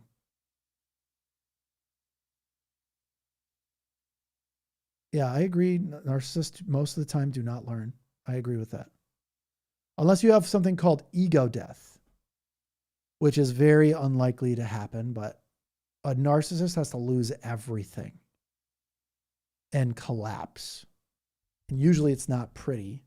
And then they can rebuild themselves, reparent themselves back into reality, but they have to really need it and really be open to it, which very rarely happens, if ever. Yes, a narcissist never thinks they're narcissistic. They don't, the number one tell of a narcissist, it's literally the number one tell. I'm a huge coffee lover, me too. I was a coffee snob for a long time. I have it in my house always. I had it like a couple days ago, but I can't drink it regularly because I think sleep is so important. If you stop drinking coffee, you guys will sleep. If you have trouble sleeping, stop drinking coffee. Stop taking ADHD medication for a little bit. Watch how good you sleep. I don't take any drugs for ADHD, by the way. I'm just talking here. But if people stop drinking coffee, anyway, I don't even remember what I was just saying. Now I'm confused. But the number one tell of a narcissist, it's so easy. It's the lack of self-reflection. If you ask somebody and go, what is your biggest regret in life? And they go, I don't have any regrets. Instantaneously, you know they are a narcissistic person. They do not self-reflect. They don't ever wonder if they're narcissists because they don't self-reflect. I can't relate to it. It's really hard for me to, it's like talking about a dinosaur. To me, it's like, I know they existed. I know they do. There's fossil evidence. But until you like see one, like in real life, it's like really hard to comprehend like such a large lizard creature, I, of course, know they exist. I'm a scientist, right? So, but I'm just saying like until you like go, whoa, this is true. They don't self-reflect. I don't know about you guys, but my entire life, my father told me he regretted nothing. 0 regrets. And I thought that was like, wow, I wish I could be you. I didn't know that was like a number one toxic trait of a narcissistic person. I was like, oh, that'd be great. I wish I could learn how to not have any regrets at all. Like I have a ton of regrets and I'm like 12. I regret dropping the little laser gun off my like action figure and I can't find it. And I was so upset with myself and I was like beating myself up about it like a year later as a kid. And somehow my dad's like, get over it. I'm like, how do you get over it? Like I have no regrets. Okay, dude. How do I be like you?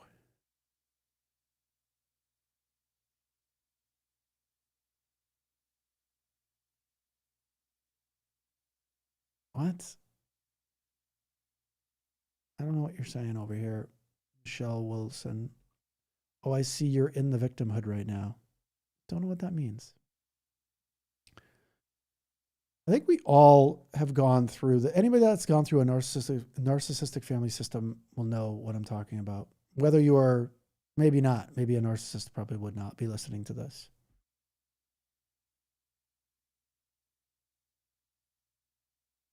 Let's see here. Yeah, that is an interesting statement. I like this statement right here. Christian nationalists would argue with Jesus to his face. Yes, they absolutely would. They would call him a liberal. They would say that horrible slur, the lib T word.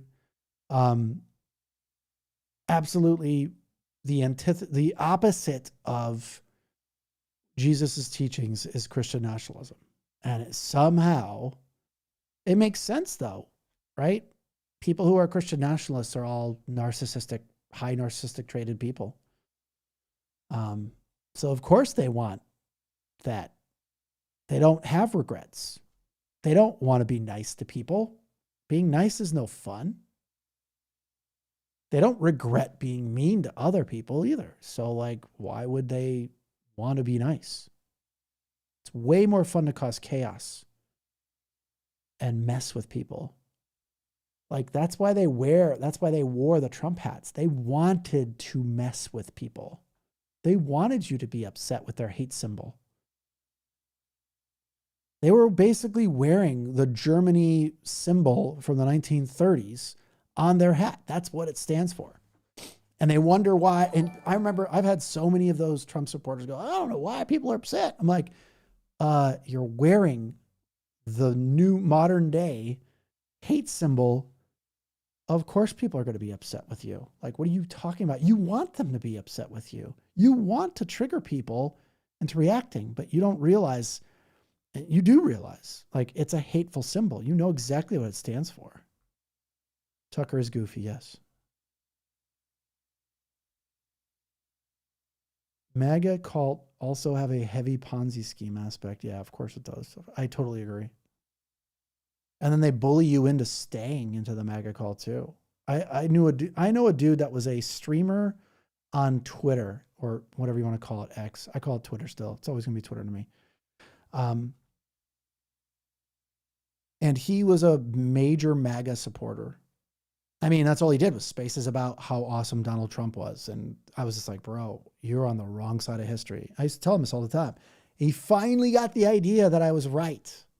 And of course, would not admit I was right. Go figure. Narcissistic people. But then started going, hey, I'm going to do something different with my spaces, and start calling him out a little bit. And there were so many people who were like, you're a traitor to the cause. Like they came up and like were attacking him all the time. I'm like, I thought these were your buddies, dude. And all of a sudden, as soon as you change your mind, these are like, do you not see that it's a cult now? Like, you don't have to tell me I'm right. I don't care about being right. I just want you to not like have giant audio spaces on Twitter saying good things about Trump anymore. I think that's a good idea to not do that. And he got attacked for months. He was the pariah, which is a lot like a narcissistic family dynamic of a black sheep. You're isolated, cut away. You're an insider. You're an outsider being forced to live with your family because you have nowhere else to go. So you're an outsider in your own family, your own little cult of people. Yes, ego death can happen in severe trauma situations. Yes. Something really bad has to happen in their lives that affects them, not somebody else. It can't affect somebody else. It has to affect them. So if Trump had gone to, no, Trump is unsalvageable from having him change. He's never going to change. He's a malignant narcissist. Broken forever. He will literally be talking to a mirror about the 2020 election and how he didn't lose it. Talking to a mirror, literally, of himself. Like, that's how lost he is.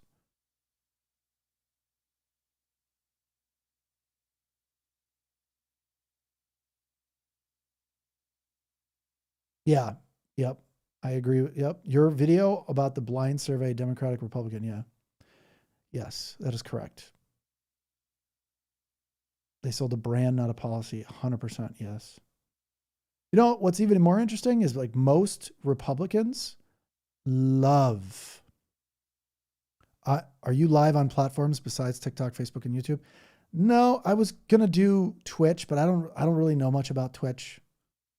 So no, I'm not on Twitch yet, but I do have an account there. So what's interesting is like I was going to make a video about this. I probably will still make the video about socialist democracy. People don't understand like what that means. They think socialism means communism. And I'm like, it doesn't mean that. And I thought that too. So I have to be honest about it. Cake Guy Cameron's here. Oh, sweet dude. What's up? See, can't forget that name. People tie socialism and communism together every time because like for the last 60, 70 years, or at least during the Cold War, the United States spent billions of dollars basically propagandizing communism and socialism to mean the same thing. And they don't. Like us, obviously you already know, like I'm sure you all you folks know what coffee is good for the liver. You know, the thing is, like, I don't know if it's really good for you at all. They told us cigarettes were good for you too. They told us booze was good for you, like having a glass of wine was good for you. And it's not. Alcohol in general is like just a carcinogen. You're drinking a carcinogen anytime you drink.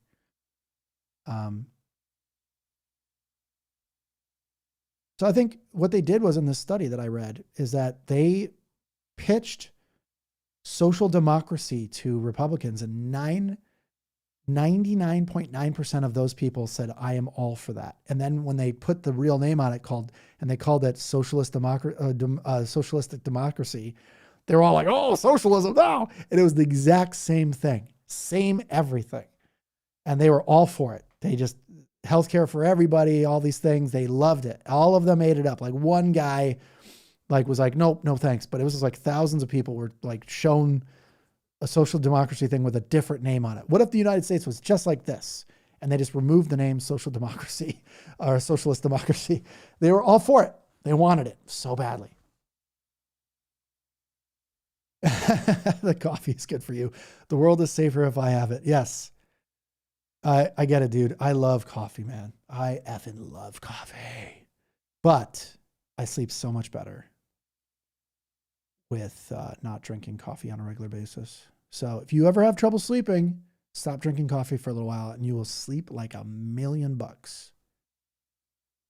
Tallarico is a great example of how the culture war is higher priority for MAGA than Paxton is corrupt slimeball. Absolutely true. Tallarico is, to me, reminds me a little bit of JFK. Even though he's pretty religious, like Tallarico's super religious. Not a huge religious fan. Religion in general is not good. It's never been good for humanity. Don't get me wrong. Like, do your religion. I would not disrespect your religion. I just don't think it's good to push your religion on other people. But I do like his take on Christianity because it's like the real take on Christianity. Like, be nice to people, help people, feed them if they don't have food, help them if they don't have a place to stay, stuff like that. That's what religion teaches you, is to be good to people. It doesn't teach you to be a nationalist. Like, they just tied those two things together. That is what the modern day fascist is all. It's just fascism with a name on it so they don't have to feel guilty about it. Christian nationalism is just fascism.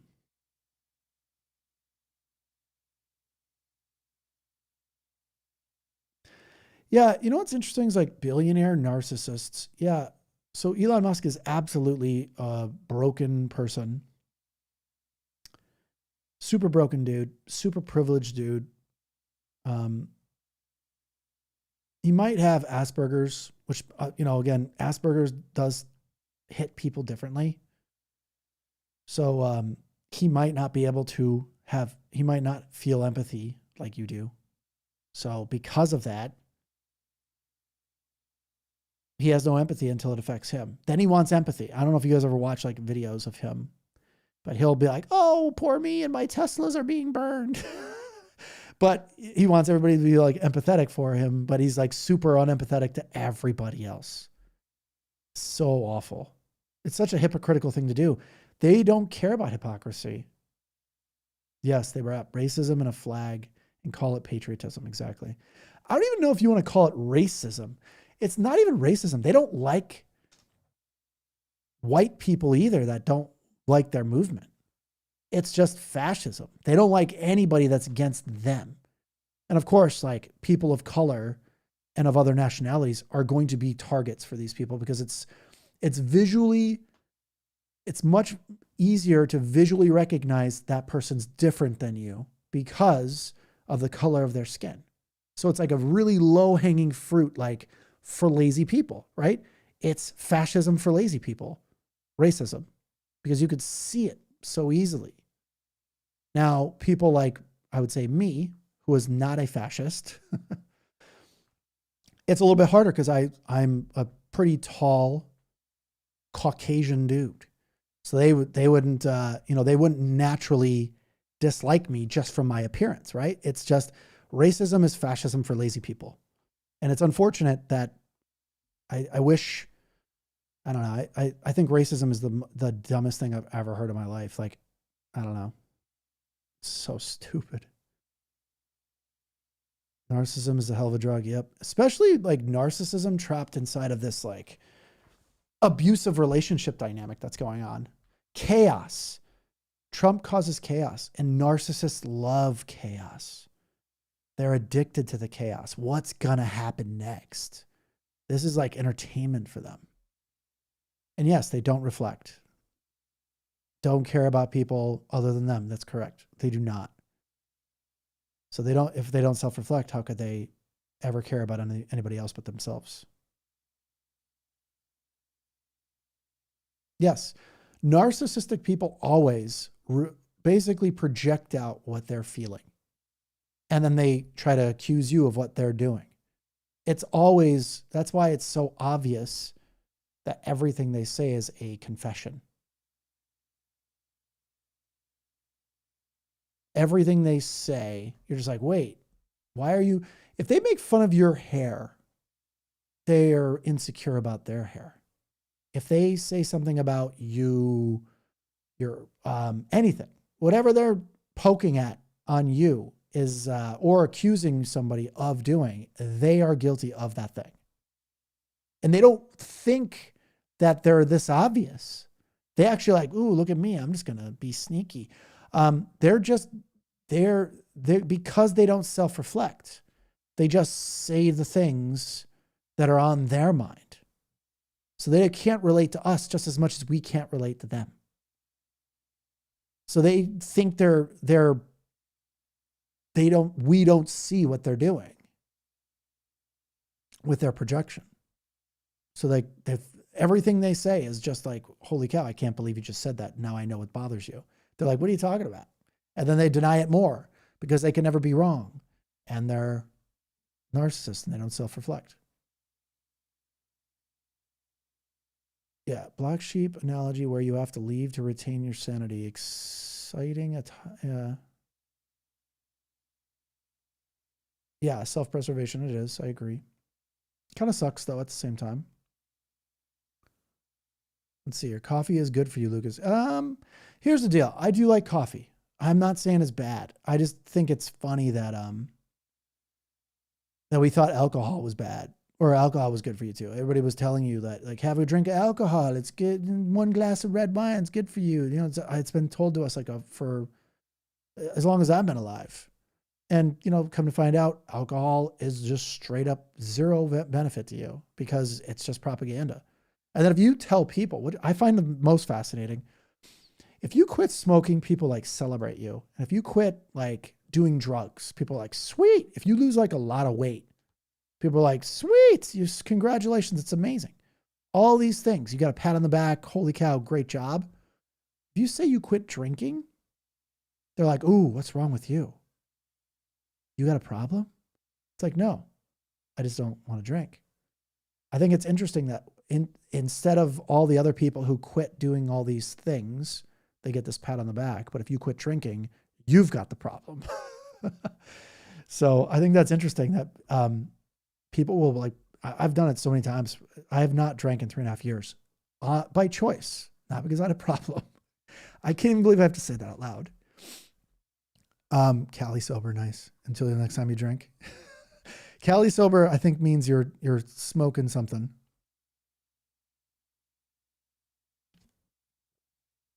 Am I right? I don't do that either. I don't do drugs, any kind of drugs. I'm not moralistically better than you. I'm just having I'm raw dog in life. Oof. I have a great bottle of wine upstairs in my kitchen, man. And I've been waiting I'm not saying I will never drink again because I never really had a problem with drinking. I just don't like it, how it makes you feel afterwards. Never really liked the taste. But this bottle of wine I have that I have not drank in years is, it's a pretty nice bottle of wine. I might break it open one of these days.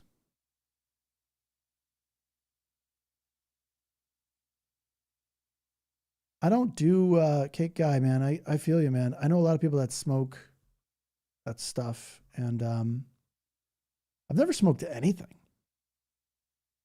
I'm such a square when it comes to that. I've never literally smoked anything. No cigarettes, no California sober stuff.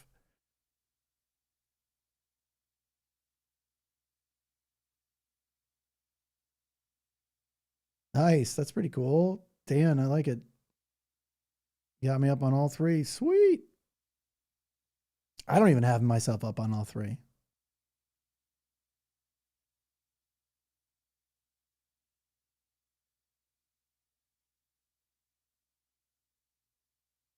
Meaning I don't have the desktop open. I just have the chats open. So MAGA is a wannabe. Yes. I can't say that word because I don't know if TikTok I don't know what they usually ban you for, or like it seems like every time I go on a TikTok live, I somehow get like a 10-minute ban of some kind. And I don't say anything bad ever, but I don't know this is the first time they have not done it to me. So that's pretty cool. I'll take that. But I'd love to be able to say what you want on lives. Scandinavians are the happiest people on the planet because they have literally no religion and have embraced critical thinking and solved most of social. Yes, 100%. I just wish it was warm, temperate weather in the Nordic countries, and I would live there. Not that they would want me. I don't even know. But I would totally live there if it, because I love what you guys, I love the Nordic countries for sure. Like, I love social democracy. I think it's a really good thing. Everybody would love it if they had it. They're just like propagandized. Yeah, you get violations daily. Really? Cake guy Dan? I get very little. Although they take down my videos recently. A couple of my videos got removed and then given back to me, but by the time I won my appeals, they were basically dead. And then another one got like, I don't know. I'm a little disappointed in it. TikTok's a pain in the butt about that stuff. One of my videos hit like 700,000 views, and then they said, oh, it doesn't qualify for recommendations anymore because it was doing too well. And it was basically like basically the video is smart men reject conservative values. And they just do. Like, there are no real smart, non-pandering guys that I've ever met that were conservatives. If they were, they're like super broken people, married 3 or 4 times by the time they're 40, like crazy dysfunctional people. Yeah, I don't know why people hate each other. It doesn't make sense to me. Oh, it's crazy. Billionaires have no sense of our shared reality. Well, billionaires at one time were regular people. Like, I think Peter Thiel was not always rich. I don't know if he came from wealth. I have to look that up. So I can't make that exact thing. Every accusation is a confession. Absolutely, Lynn.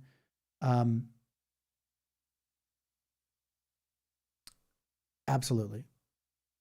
Every accusation is a confession with these guys. Uncle Hippie. Or they care about money. Yeah, here's the thing though. Like, if I was super wealthy, if I had like $100 million in the bank, let's just pretend I did, I would not mind paying extra tax money to help other people. So how is that possible, right? If I was if I had $1 billion, you think I would mind paying more taxes? Like, yeah, that's part of winning. It's the tax on winning. You don't get to have $1 billion and not pay. Like, it's part of the game, man. If you're so good at business and you made $1 billion, why do you mind paying taxes on it? Like, why does that bother you so much? Like, go and take 10 or 20 or 30 million of those dollars and then make another $100 million and pay taxes on that, right? And have a fund that literally just makes a bunch of money so you can keep paying taxes. But at the end of the day, these people that have this extreme wealth, they like borrow against the money that they have. Anti-intellectualism has a long-time conservative principle to control society. Yes, it is. Yep. Although I was surprised that the high school graduation rate is pretty high still. I just think high schools are not teaching people enough stuff anymore. It used to be you learn a lot more.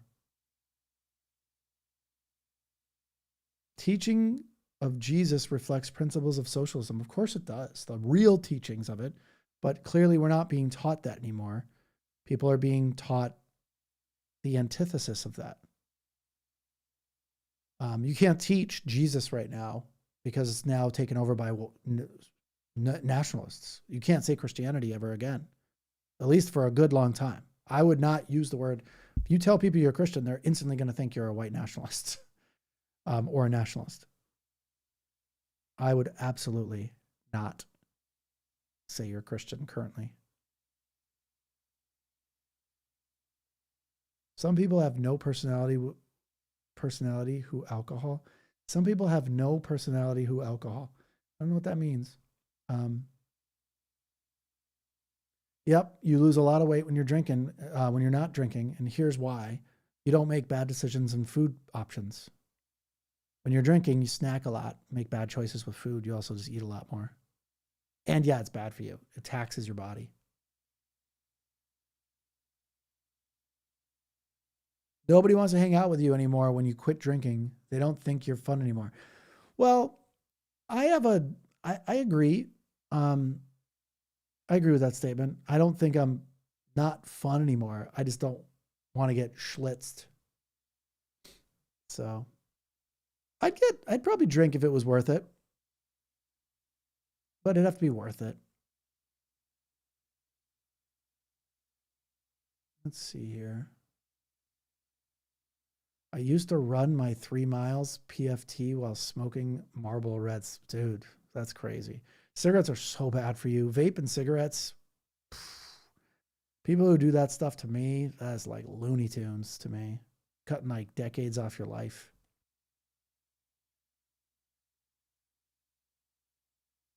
Some Canadians are wondering how relations with the U.S. can go back.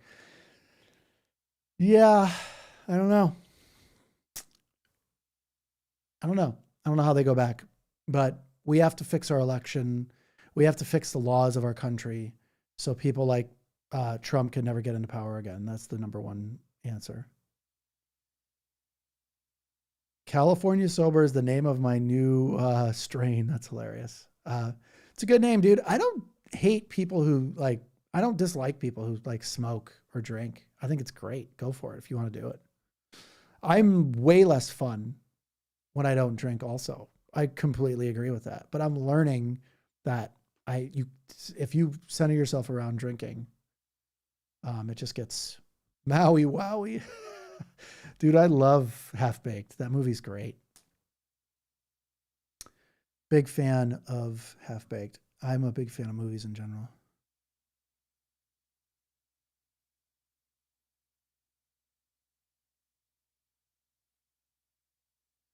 Yeah, they're already doing that, Michael, with they're taking his name off of the Kennedy Center, I think, right now.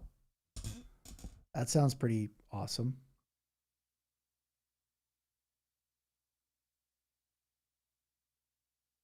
Go on TikTok and let the CCP run your life. What does that even mean, Speed Demon? You don't even know what communism is, probably. I bet you if I asked you to define communism, you'd probably go look it up on Google, and then you would then say tomorrow that Google is a left-leaning propaganda thing. So like you use Google when it suits you and backs up what you want to back up with it and search things, but it's bad for everything else. This is such a contradictory, moronic thing to say, but hey, why am I not surprised?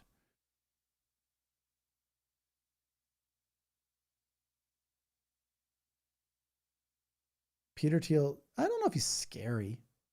He doesn't scare me. He's just pretends to be cooler than he is. I bet you if you looked up Peter Thiel's background, you'd find out he's a pretty insecure bro.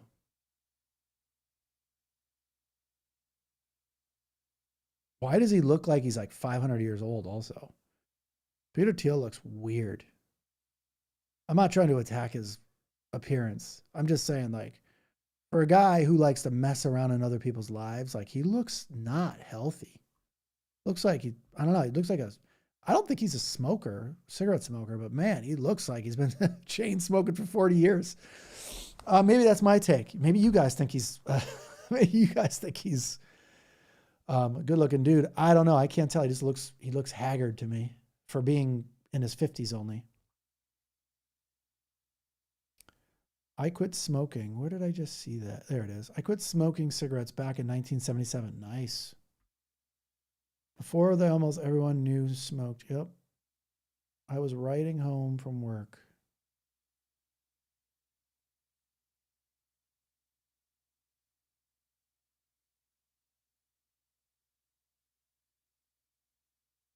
Yep.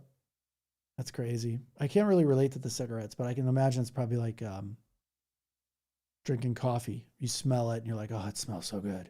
I've just never been addicted to cigarettes. I've always hated the smell of them. So, and what they do to you, like making your like hair and nails yellow and ashes everywhere, just gross. I'm a little bit of a germaphobe when it comes to gross things like that. Let's see. I'm still reading you guys' comments. It's hard. It's like watching a text message. Someone that's just like constantly texting. Like, oh my God, my eyes are tired. See, look at that. Dan, Uncle Hippie. I quit smoking in 1989. I still love the smell. See, I knew it. You guys love the smell, just like I love the smell of coffee, which, by the way, I'm not anti-coffee. I just think it's probably much worse for you than you think it is because they lie to you about everything. I love coffee. I love that. I love everything about coffee minus the lack of ability to sleep well.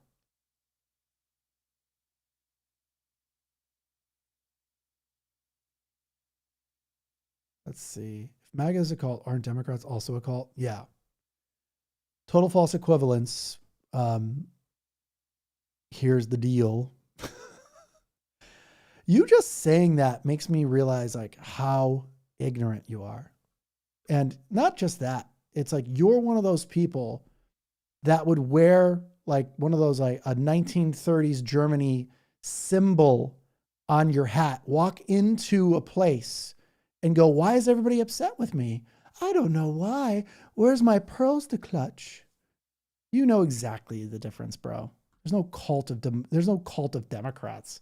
Name somebody we worship. We don't care about people like that, dude. We're not creepy. You guys are weird.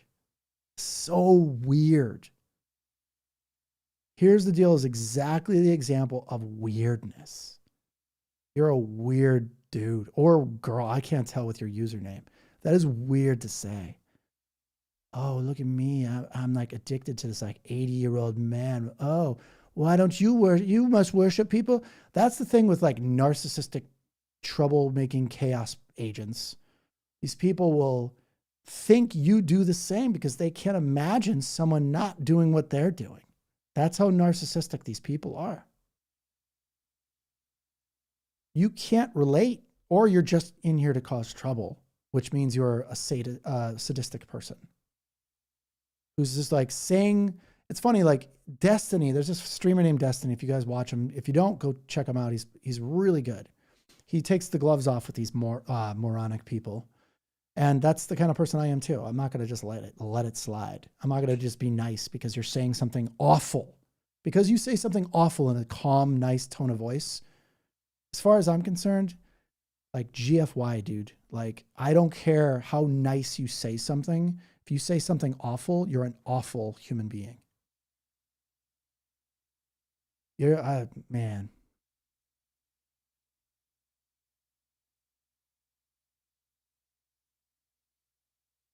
All right. What?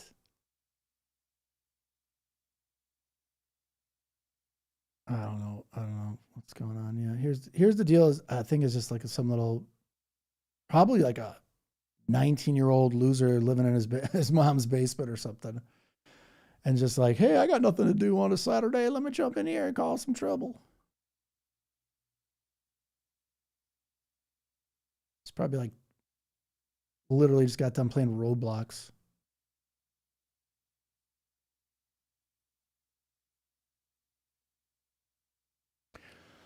Here's the deal. You keep making these like stupid comments of like trying to do false equivalence. You are literally a Trump supporter.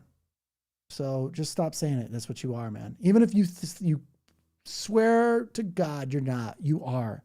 By not seeing the equivalence, like the difference in equivalence, you are a Trump supporter. You are just as bad, if not worse, than Trump supporters, because at least we can see them. They're wearing their shame on the outside. They're wearing their red hats or their bumper stickers or their symbols of hate. People like you are the problem.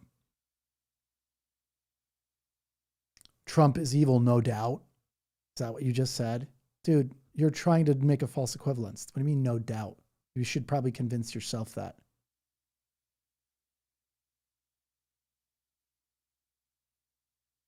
Oh, look at this. Mike, I quit smoking because I was on a blind date and heard my future wife didn't like smoking. Yep, that's a good reason to stop. The 3 T's. Thank you. I'm 75, so I'm not old enough to drink coffee. I don't know what that means, James. You know, I didn't start drinking coffee until I was till I turned like 30. I didn't need coffee. I don't really need coffee now. It's proof because I stopped drinking coffee and I wake up just like anybody else wakes up and I just don't need it. I have like a high energy level for some odd reason. But I love the taste of it and the smell of it. It is really good. I miss my routine in the morning with coffee too, where I'm not going to buy Starbucks coffee. Not a chance. I'm making good stuff. And when I make coffee, there's like a routine. There's my ritual of coffee making. And I make some of the best coffee, at least I think. And I'm a coffee snob. So I cook up the coffee and then bring it to my office. I'm just like, oh, this is the best.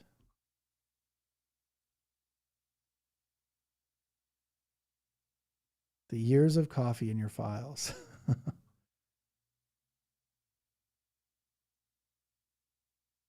Yep, I remember when Prince Harry wore that costume. There's a reason why him wearing that costume was bad. Clearly. Yet Trump supporters wear red hats that stand for the exact same thing. And they think, why are you upset? I don't understand why you're upset about that. They walk into a room, throw a hand grenade into the middle of a group of people and go, what? What's wrong? I don't understand. Why are you guys upset with me? Well, let me tell you. Yes, MAGA is a submissive cult that simps for Trump. Yeah, 100%. They were raised in an authoritarian household, and they were the ones who submitted and were the good kids that followed all the rules and were telling on their siblings that didn't follow the rules. They're the hallway monitors of life. They're the crossing guards who abuse their privilege. They're everybody who gets a little bit of power and then abuses it. Just a little bit, and they abuse it. They're the guy or girl when you go to the pharmacy window that is like, they know you have a card on file. And they go, I don't see a card on file. You're going to have to like dig into your wallet and really dig around and find your card now. You're going to have to do some extra. They want you to take some extra steps. They want that little bit of control. That is a Trump supporter. They want to use hate to trigger you and then be upset that you're angry with them because they are hateful people. Again, Destiny said it the best. He has said on a number of occasions, if you say the most horrible things in the most calm, nice tone of voice, that makes you a horrible person, thinking that I owe you respect because you said something in a nice, calm tone of voice. You said something awful. Now I'm 100% sure you're not AI. Yeah, Mike, I could have told you that. I don't think I'm pretty enough to come off as like AI. I don't know why anybody would think I'm AI because I think AI would do a much better job at generating a person than me. All right. I'm disgusted with the term. I don't know what that even means. Oh, is that not, are you missing a letter in that? Is that what that guy Chud the Builder was doing? That word? I don't know what that means. DTK 68. I lost my family to the MAGA cult. Yep, sorry to hear that. I know how that feels. You know, it's so interesting that I still find it really hard to understand that how they don't see what they are and how they're being and stuff, and like how much hate they have, and they're just narcissistic people don't see that, and they are sadistic people, so they like when you squirm. Yes, I saw Parker tear apart Dave Rubin, and I enjoyed it. Rubin had no idea what he was talking about. Just proof him and his ilk are going away. Because Rubin is if you watch the whole debate, I watched the whole debate, and Rubin just, all he does is just, nope, not true. Nope, I don't agree. Nope, not true. 2020 election was, I have questions about it. You should definitely question elections. Like, no, you shouldn't question elections. You should not question every single thing that's already been proven to be okay. The more you do that, the more you question the system. The more you question the system, democracy collapses. Like, people don't know facts from fiction when you do that, when you're questioning literally everything. Questioning everything, being a intuitive or being a inquisitive person, definitely be that for sure. But questioning everything, like if the world is round or not. No, we solved that problem, guys. The world is round. It's not flat. Don't question that anymore. We don't need you to question that. Right? Like, I don't want you to question if the world is round or if the world is flat or whatever. Like, no. And chemtrails, nope, they're not a thing, guys. They're just vapor trails, right? I don't need you to question if Bigfoot exists. Go ahead, because it doesn't hurt anybody. But, this might be new to you, but it doesn't exist. Like, none of this stuff is real, right? So I don't need you to question everything. I don't want you to be inquisitive about everything. Like, 2 + 2 is not going to change from equaling 4. Doesn't need to be questioned. Stop questioning things that are just so obviously true, because there are facts and science and peer-reviewed studies that prove it already. I'm not saying don't ever question science, but do it in a logical hypothesis type way. The rigor of having a hypothesis, turning it into a theory, and possibly turning it into a scientific law. Like, that's how you question things. You don't go, I have no proof, but I think aliens exist. It's like, okay, great.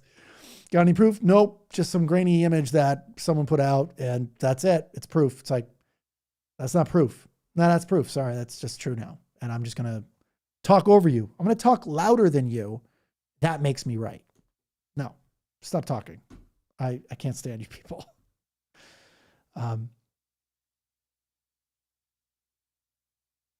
Trump makes regular politicians look like saints. Yes, he does. These people, I welcome the day politics is boring again. We do not need another entertainment platform. And it's like, oh, if you make everybody, we're on one team, let's go vote for this. It's like, dude, you're voting against yourself. They're like taking your rights away from you. It's not a game, but they don't know because they have problems with thinking. Lazy thinkers. Oh, I want to hear this. I'm 60, a highly decorated veteran and a freak of nature. Okay. It's a bad start. I'm currently smoking both weed and sex. Okay, I gotcha. After a 2-hour kayaking event, can still run down personal. Okay, cool. Hey, dude, I don't disrespect your smoking. You should do what you want as long as it harms nobody else. So smoke all you want. I'll still be your friend too. Like, I don't dislike people who smoke. I just don't smoke, and I think it's really bad. And that is, you can have your opinion on things that only affect you. all day long, right? So smoke all you want, man. They'll keep making cigarettes as long as you keep smoking them. But I recommend not smoking. But I get it. If you want to, you could be a freak of nature, where there might be something in your genetics that this doesn't makes it so you don't get cancer and stuff. So there's a dude. I think there was some dude on Super Size Me, that movie Super Size Me. He ate Big Macs a lot. And he's like 90 years old and like sharp as a tack. There's always that one person that's like, doesn't affect them somehow.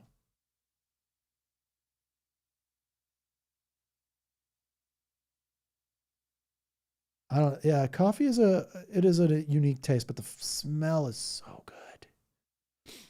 To me, at least. You can definitely not acquire.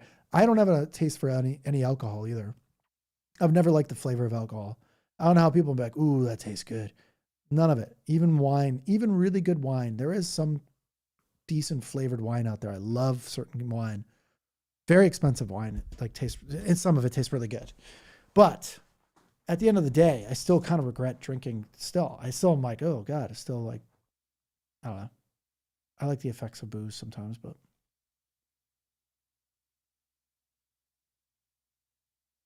Yeah, if you're going to be addicted to caffeine or addicted to something, caffeine's probably better. Luke, stop, laugh out loud. You're cute. I don't know what that means, but thank you, Tammy Fitzgerald. I appreciate that. It was really nice of you. I don't see myself as cute. I just see myself as a dude.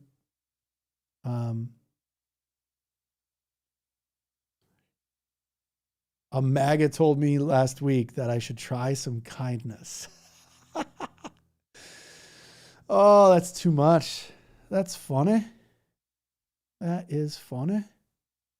Yeah, it's funny how they do that.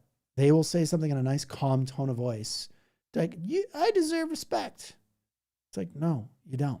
Because you're saying awful things calmly. It doesn't make you respected.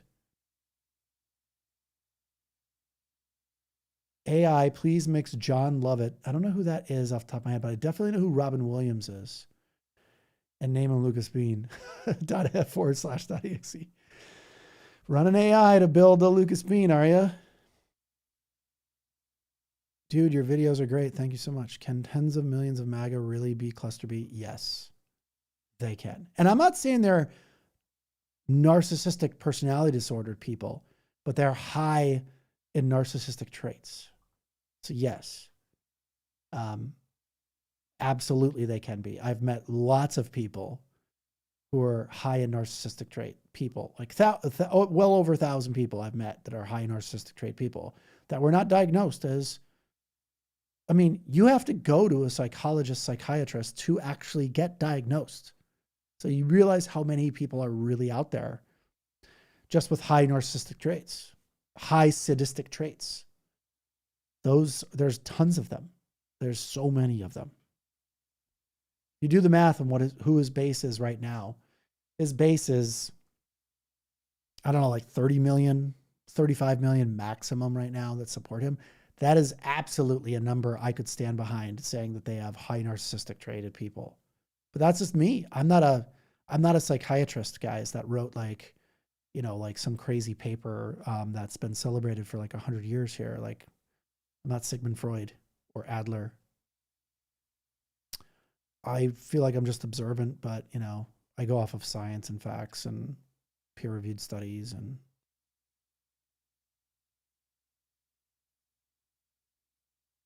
I hate the hypocrisy. Me too, Cheryl. That's one of my biggest pet peeves with these people. And pet peeve isn't a strong enough word. They enjoy the hypocrisy. They don't care about hypocrisy. You're playing by a rule that they laugh at. You think hypocrisy is bad, but they think it is as strength. I don't know how to explain that any better because I'm still trying to wrestle with it too. I don't understand how you could be so hypocritical. Like, it's like saying literally saying I strongly hate wine. Let's just say as an example. And then I go and drink wine, right? It's like, what?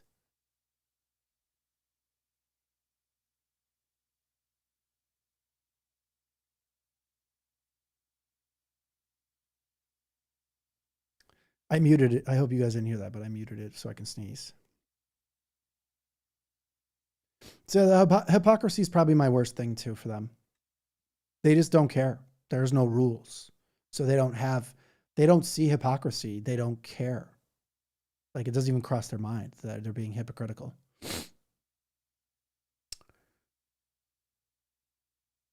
Narcissistic people actually play by rules that they just don't want you to play by. So they don't see rules. There's rules for you, but not for them.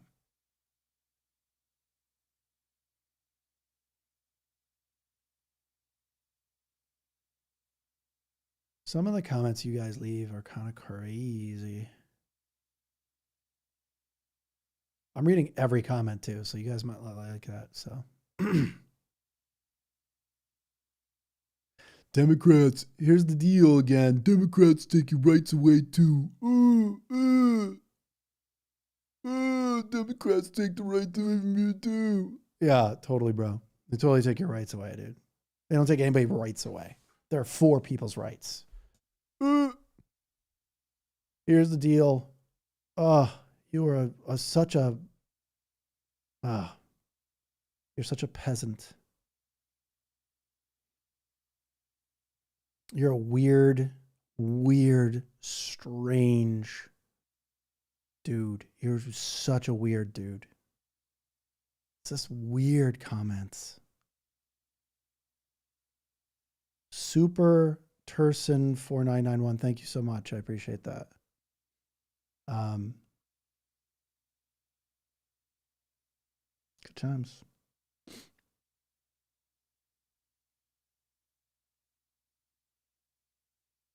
Yes, they are, Tammy Fitzgerald. I think I know who you are, Tammy. Aren't you Twitter Tammy Fitzgerald or no? I think that's who you are. And if that's you, you're cool. I like you. But if you're the other Tammy Fitzgerald, I still like you too. We should stop electing entertainers, but we should also stop electing people who don't pass like psychological exams. We need to like test them on basic civics, number one. Number two, test their psychology. See if they're psychos. See if they're crazy people. And it should be random. They shouldn't be able to like practice being normal. So.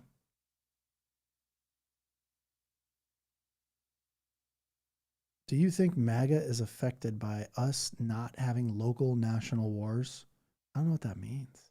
Like other countries? I don't know what that means. Do you think? I don't know. They definitely want trouble, MAGA. I mean, let's be honest.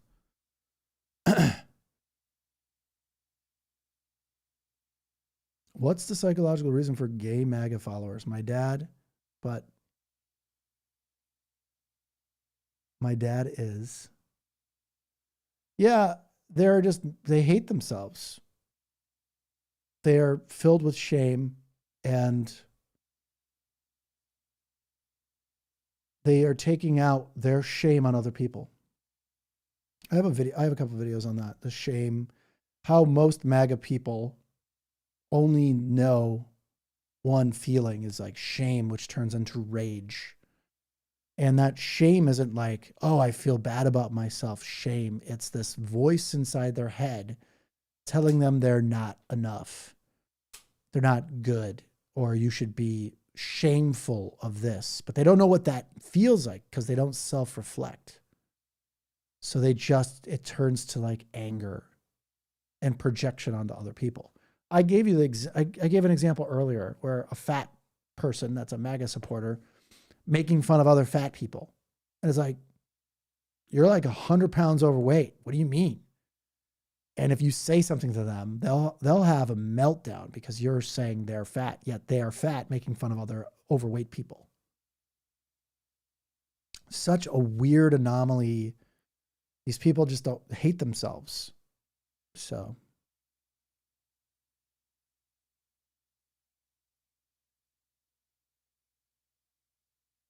Let's see here. Sorry, I'm going down these comments as fast as I can. Oh, bless you. Thank you.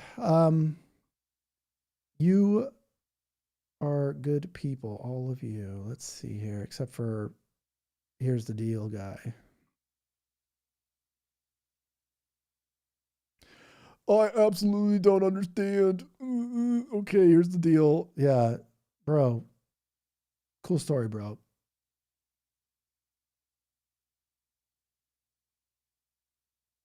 Oh my God, dude. Here's the deals. You're going to be, here's the deal out the door in about 2 seconds, dude. Why aren't you being nice to me? Oh, ad hominem attack on me. Why aren't you being nice to me? Because you're saying stupid things, dude. Don't say stupid things. Think before you speak, just for a second. You're making false equivalence claims of like Democrats and Republicans. You're crazy to do that. And if you don't understand by now why that's wrong and how ignorant that sounds to me, it's literally the most ridiculous thing in the world. I'm literally watching you swimming in the water, drowning, going, there's no water here. There's no water. What are you talking about? There's no water. And I'm watching you drown and you're saying there's no water. Like, it's that lunatic, like this is crazy, dude. I wish you could just like truly just go on the internet and use Google. I know it's really hard for you guys. I know it's hard to think because they aren't telling you what to think. I understand it hurts. This thing up here, you don't know how to use it. But you could just like go and Google what are the main differences of like Democrat versus Republican right now? What is it? Oh, Democrats want equal justice for people and want like healthcare, make sure that even you have healthcare, even though I don't think you deserve healthcare. No healthcare seems to solve your problem. Dude, just go and look it up, man. I can't deal with people that are both sides are the same. They're just not.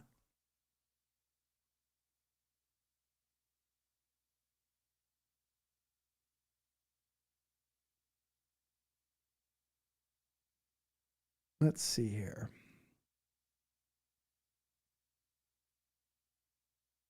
What? Democrats take away their rights? I don't even know what that means. What is a skirt law? To skirt laws? What? Democrats take away their rights to skirt laws. Yeah, I agree with that. Takes their rights away to like break the law. Yeah. Yep. There's not like rules for different people. The rules are all the same. Democrat Party wants rules to be the same, consistent across everybody. If you're a billionaire and you break the rules, you get in trouble. Just like if somebody that's not a billionaire breaks the rules. Totally agree with that, as you should. Yeah, it's a good question. Why are they so attention starved? It's not just attention starved. Here's the deal, probably thinks he's like smart. Like he probably has convinced himself that he's smart.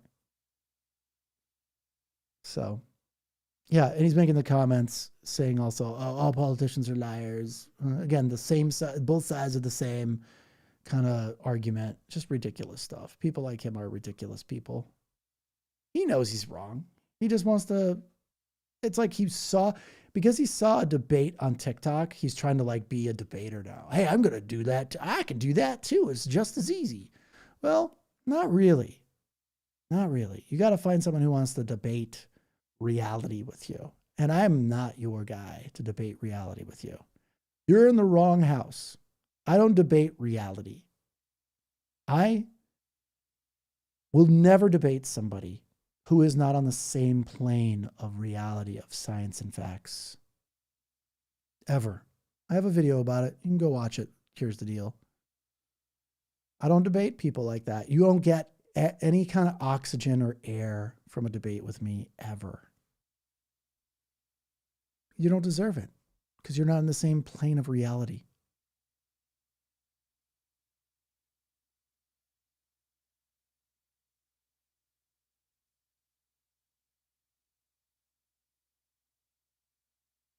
All right, let's find them here real quick. Let's see.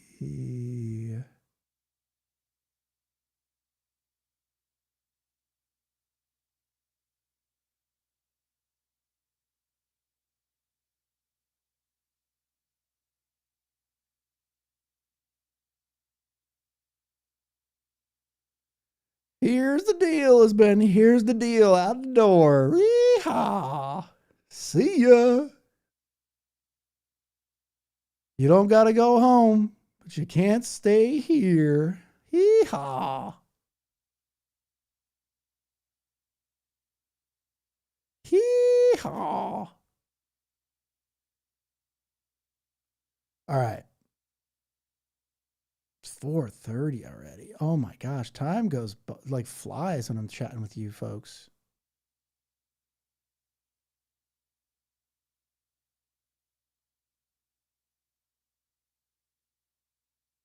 Correct. Even the most corrupt Democrat president. Exactly true. Not even close. You know, at the end of the day,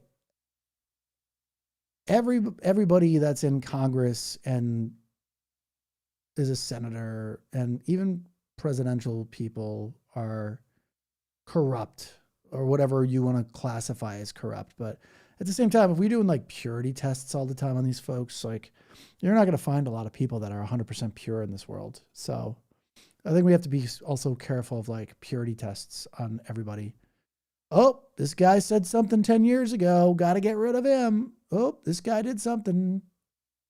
Got to be careful of purity testing people out of things.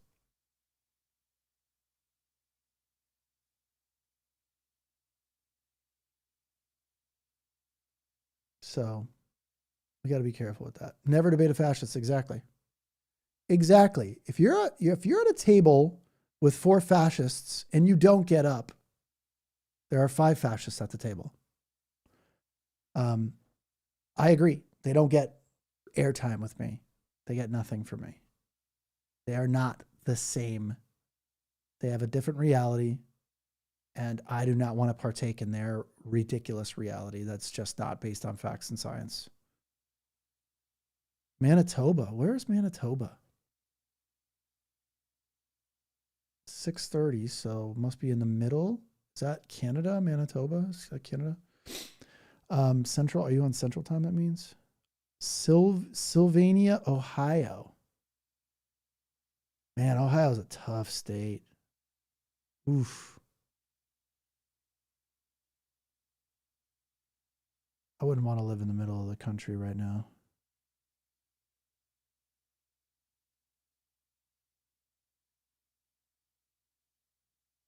Yeah, that's the thing.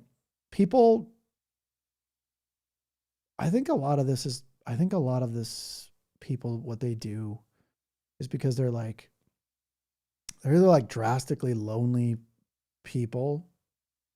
Like this young, like that one dude that was just in here was obviously a kid. It seemed like a kid because he was clearly delusional. Wanted to like debate, and he's probably been watching too many like Dean Withers and Parker debate streams, and like I can do that. I'm gonna go do that. I'm gonna make the same arguments. And it's like, dude, your arguments don't even make sense. Like and you got to go find someone that wants to argue with idiots. I am not an arguing with idiots person. I'm not gonna do it. Yep, bored humans want to rage. I agree with that statement. You know, it's we've allowed it though. A lot of people have given these people mics, and that's a problem. Like a lot of these like podcasters are like, hey, I need someone to be on my podcast. So that person said something insane. So I'm going to give him a microphone so he can say it to like my 5 million followers or something. And it's like, not a chance, dude. You're not going to get a chance to talk on my stage or to my audience if you're some psycho like that. No way am I partaking in that. And maybe it's because I was talking to a friend, and maybe it's because we're idealists. I'm an idealist. I don't know. And my idealism is just I'm not going to allow them on my stage. I'm not going to allow them to have a voice where I am. Hate should never get a platform. And just because you want views and clicks doesn't mean you should interview hate. But that's my take, you know. Parker and Dean do, I think, great streams. I watch them all the time. They're entertaining because they make fun of these people who are just so adamant that they're right. And they're so wrong. It's like they don't live in the same reality. So it's really hard for me to understand that. He's from Oklahoma. It's on his YouTube page. What's on his who's on his YouTube page? Sorry, I don't know what that means. Holy crap. He's from Oklahoma. It's on his YouTube page. He's like 50? That guy was 50? Really? Wow. Oh my God. That makes way more sense, by the way. Speed Demon, what's up, man? I see you're chatting here. I didn't know it was you because the chat system I'm using can't see the icons. It just shows from YouTube. But I went onto the page and I saw it was you. What's up, Speed Demon? You're always commenting on my stuff. You have really good takes.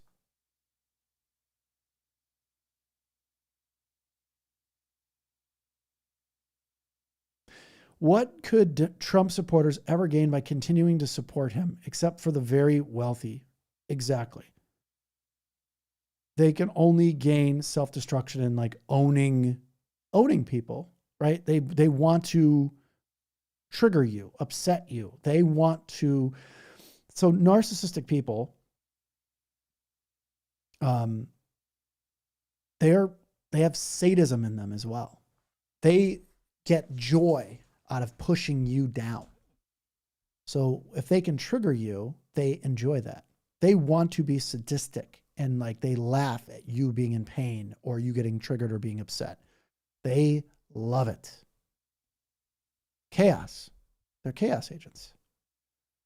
I'm doing good, Warren. Warren Peace. One of the best usernames ever. Warren Peace. Cake. Cake Guy Cameron and Warren Peace, probably the two best usernames I've seen in like a very long time.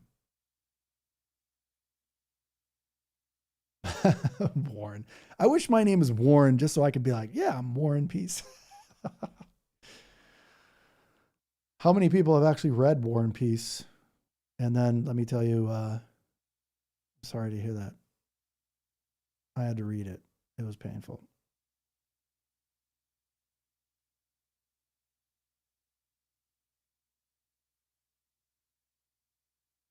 Speed Demon is good. I really appreciate your comments on my stuff, man. So on my videos, I always like them. So appreciate that. MAGA want to be wealthy by association. MAGA is, I'm going to tell you, MAGA is the shortcut kings. They don't want to do the work, but they want the reward.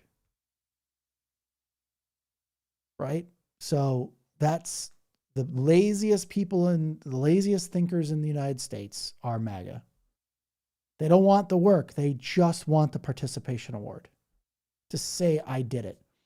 They want someone to give them their Purple Heart that was in combat and say, look at me, I'm wearing a purple. Oh, you were in combat? No, some guy gave me his Purple Heart, but look how cool I am. People just assume they're cool. And what they want is to not do the work, but they want the reward from doing the work. Will always be those type of people. And of course, they don't want anybody else to also have a Purple Heart, right? So they are very selfish, self-centered people. I mean, and again, this is not all of them. Some are in the cult by association. Do you guys ever watch the show, The Necessary Conversation? Like Mary Lou is in that cult because of Bob. If there was no Bob, Mary Lou would not be in that cult, would not be a MAGA person.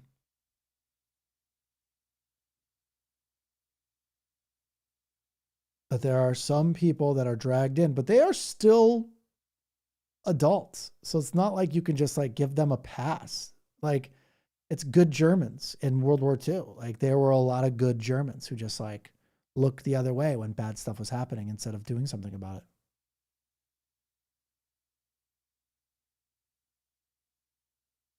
A thought of a MAGA reading a book like Watership Down is the unrealistic joke.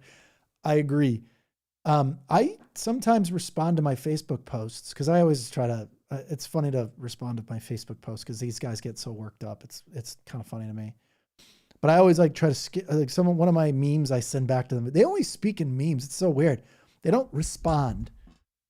They respond with like insults and mostly like memes that are just like not true, like completely just what are you sending me? And I send them back is a meme of a stack of books. I just send them an image of a stack of books. And most of them don't respond because I just write boo and I use a little ghost icon because I'm scaring them with my stack of books image. And it works. They don't say anything back. It's like the fastest way to shut down a MAGA is like, here's a stack of books. And they're like, ah. They're like trying to break out their lighter to burn them. So.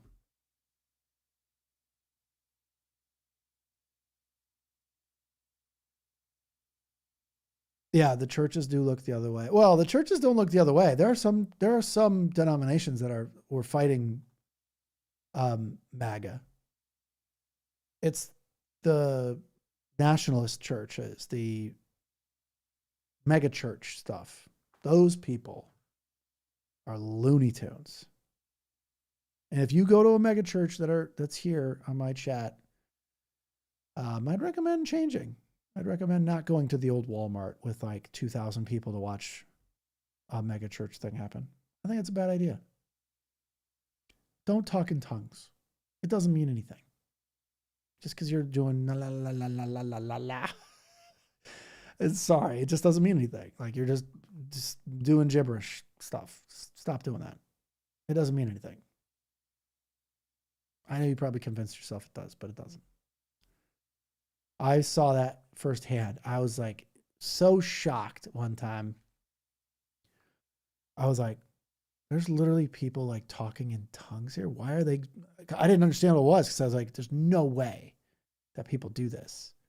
And these people were literally really going, just saying weird stuff. I'm like, what is that person doing? They're like, oh, they're speaking in tongues. I'm like, people don't really do that. Really? Like they really do that? And then like the other one, I remember there's two ladies and one was like saying this weird stuff. And then this other one's like, I was like, what is going on? They're like dueling with each other with like tongues. And I'm like, what is happening? What is going on right now? And I just was like, yeah, this is embarrassing. How are they not embarrassed to do this? Like they should be ashamed of themselves. There should be shame here. Like, why isn't shame happening? Why isn't someone saying, don't stop doing that? Like, what are you doing? Like even a child knows better to not do that. Just weird. Safest place to hide on January 6th is the library. So true. That's a good one. I'm going to use that one. I'm stealing that. That one's mine now. That's funny. That's funny.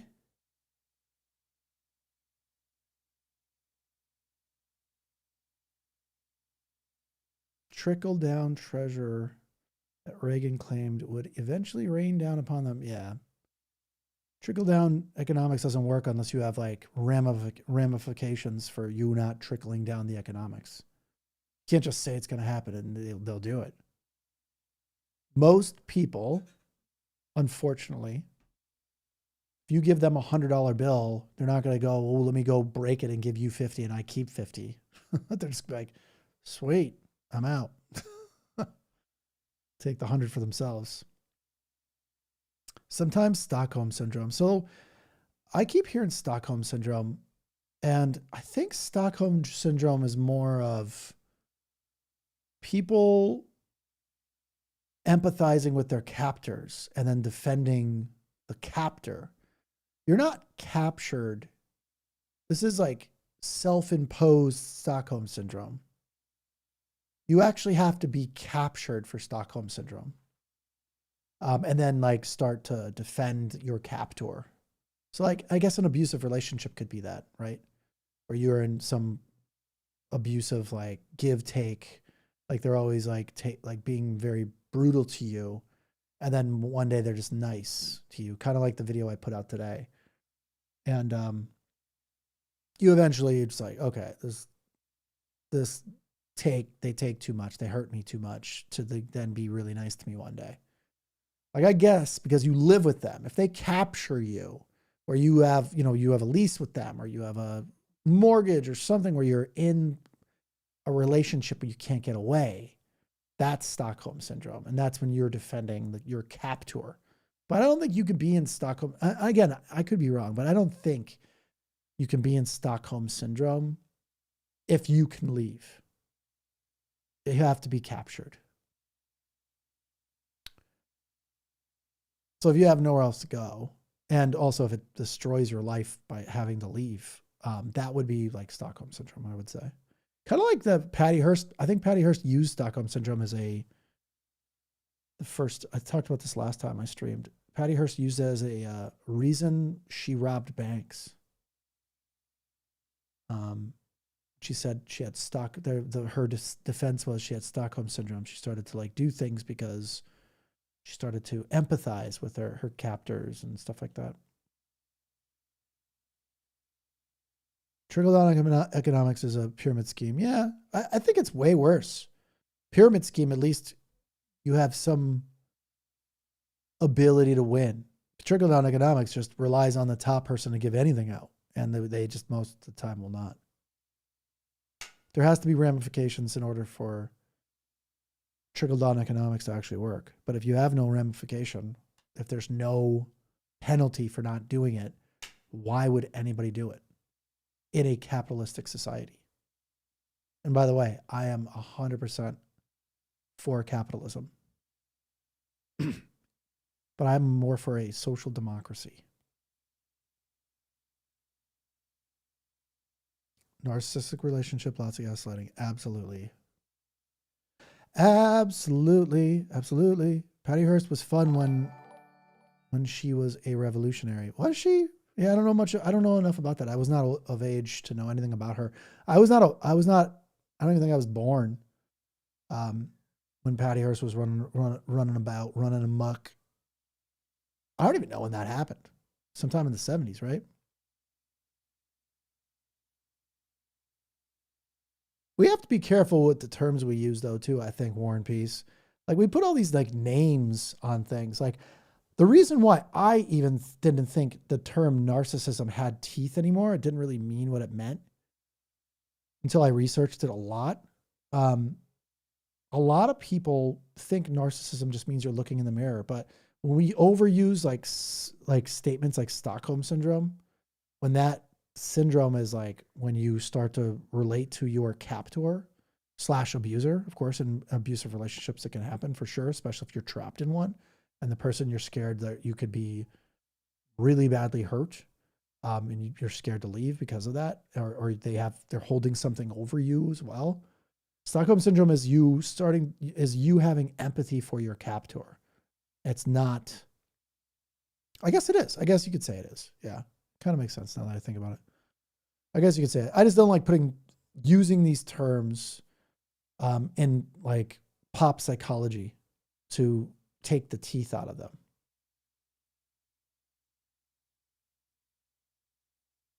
Trickle down is the same thing they used in the 1920s that led to the collapse of the 1929. Yep. Well, I think 1929 stock market crashed because everybody was investing in stocks and was only going up. Very much like the tulip bulb collapse of 1636, 1637, where all these people were investing in tulip bulbs and they weren't of value.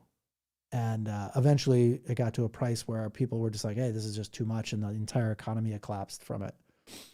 Same thing happened in 1929 with stocks. Everybody just kept putting money in, very much like a Ponzi scheme. but never taking, like some people got rich, most people did not. And the crash happened because everybody just kept putting into the stock market, and then the stock market was like, wait a minute, I need money back out. So more people needed money than they had. And that's what made the crash.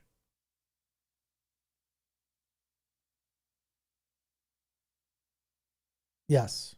Narcissists not smart enough to play the game they play. They play checkers on a chessboard. Well, theoretically, you do play checkers and chess on the same board. But yes, I know your analogy. You're right. They're playing checkers and we're playing chess. Although they're in power right now because a bunch of these people got together and be like, let's vote for the maniac. Why not? I'm bored.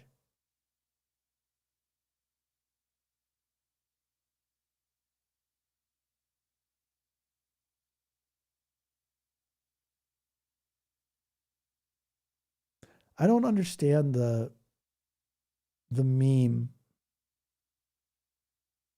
Okay, let's see here. Because socialism is, I don't know where you're from. Swap Turson.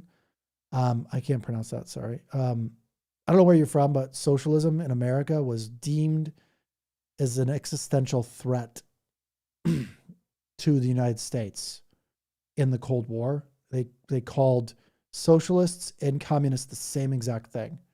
And we were arch enemies. Like I was taught like battle songs to go against communists my entire childhood. Like going to do like physical training or something like that. You'd have like these cadence songs and they were all derogatory towards communists. And yeah, the Red Scare. And it was a real big deal. Like, think about it. It was a big deal in the 70s. And I mean, think about it. After World War II, like we are arch enemy. They had air raid drills and stuff where like they'd have to get under their desk to do like a nuclear attack drill that they did in like the 50s and 60s. I did not ever do one of those because I was not born in the 50s, 60s, right? Like I have no idea what that was like. But in the 80s, when I grew up, like we were very much taught that communists and Russia, USSR was bad. And every movie that was made in the 80s was United States against USSR. You know what I mean? Like it was everything was propaganda against the USSR, and they were our arch enemy in the Cold War. So socialism and communism meant the exact same thing. And I know they're way different, of course, but most people don't. They were raised by propaganda that said communism and socialism are the same thing. And now we have to like train these people up. Problem is words have teeth and some words don't have teeth. And that is a word. Socialism is a word with teeth, has a negative connotation.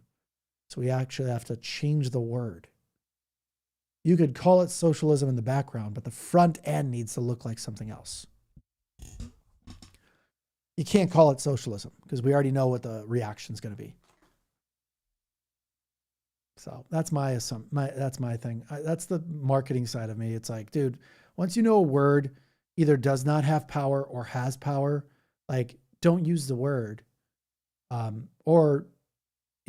Because if it's a negative connotation, you'll never defeat 60 years of propaganda. So use a different word, right? Or if there is a word that nobody knows what it means, like oligarchy, I'm sorry, I don't care what people say about oligarchy. It still has no teeth. It has no meaning. Think about that word. How many of you actually really know what oligarchy means? Probably a lot of you do actually know what oligarchy means, but there's a lot of people in America that you question them. I bet you right now, 9 out of 10 would not know. Probably 10 out of 10 would not know what the term oligarchy meant.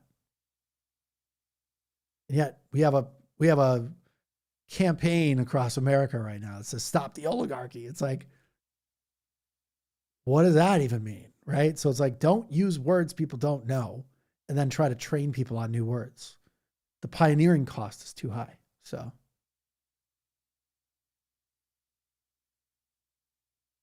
an orc with money. Yeah, it's it could easily mean that, by the way. Like, people would not know the answer to that. So oligarchy is what we currently have. See, that's the thing. Like, that's not a definition, though. What's the definition of oligarchy? It's easy to tell people a word means something evil as long as it's been buried into our head through like 3 generations of Americans. Everybody told us communism and socialism were the same thing for 60, 70 years. Yes, Marxist, socialist, yes, and communism, exactly. But it means something really bad. Ask 10 out of 10 Americans almost will say, yeah, socialism's bad because they think communism, because it was tied to that for 60 years. Most European countries are socialist. Yeah, I totally understand that. Trust me, I am not adverse to socialism. Not even a little bit. I think socialist democracies are the way to go. Absolutely. Yes, Hoover, McCarthy, and Roy Cohn definitely hurt people for sure. Mussolini is an oligarchy. Yeah, he was not really. Mussolini was a fascist. So that's the problem. We're coming up with new words for people we already have words for. Mussolini was a fascist dictator. So, and he ruled by violence. You don't like what he says? I'm going to send 10 guys to your house and beat you up or something worse. So, fascism is a much stronger, smarter word to use, I think, in that case. But that's my take, because it is fascism. Lack of education filled with indoctrination. Yep. Yep.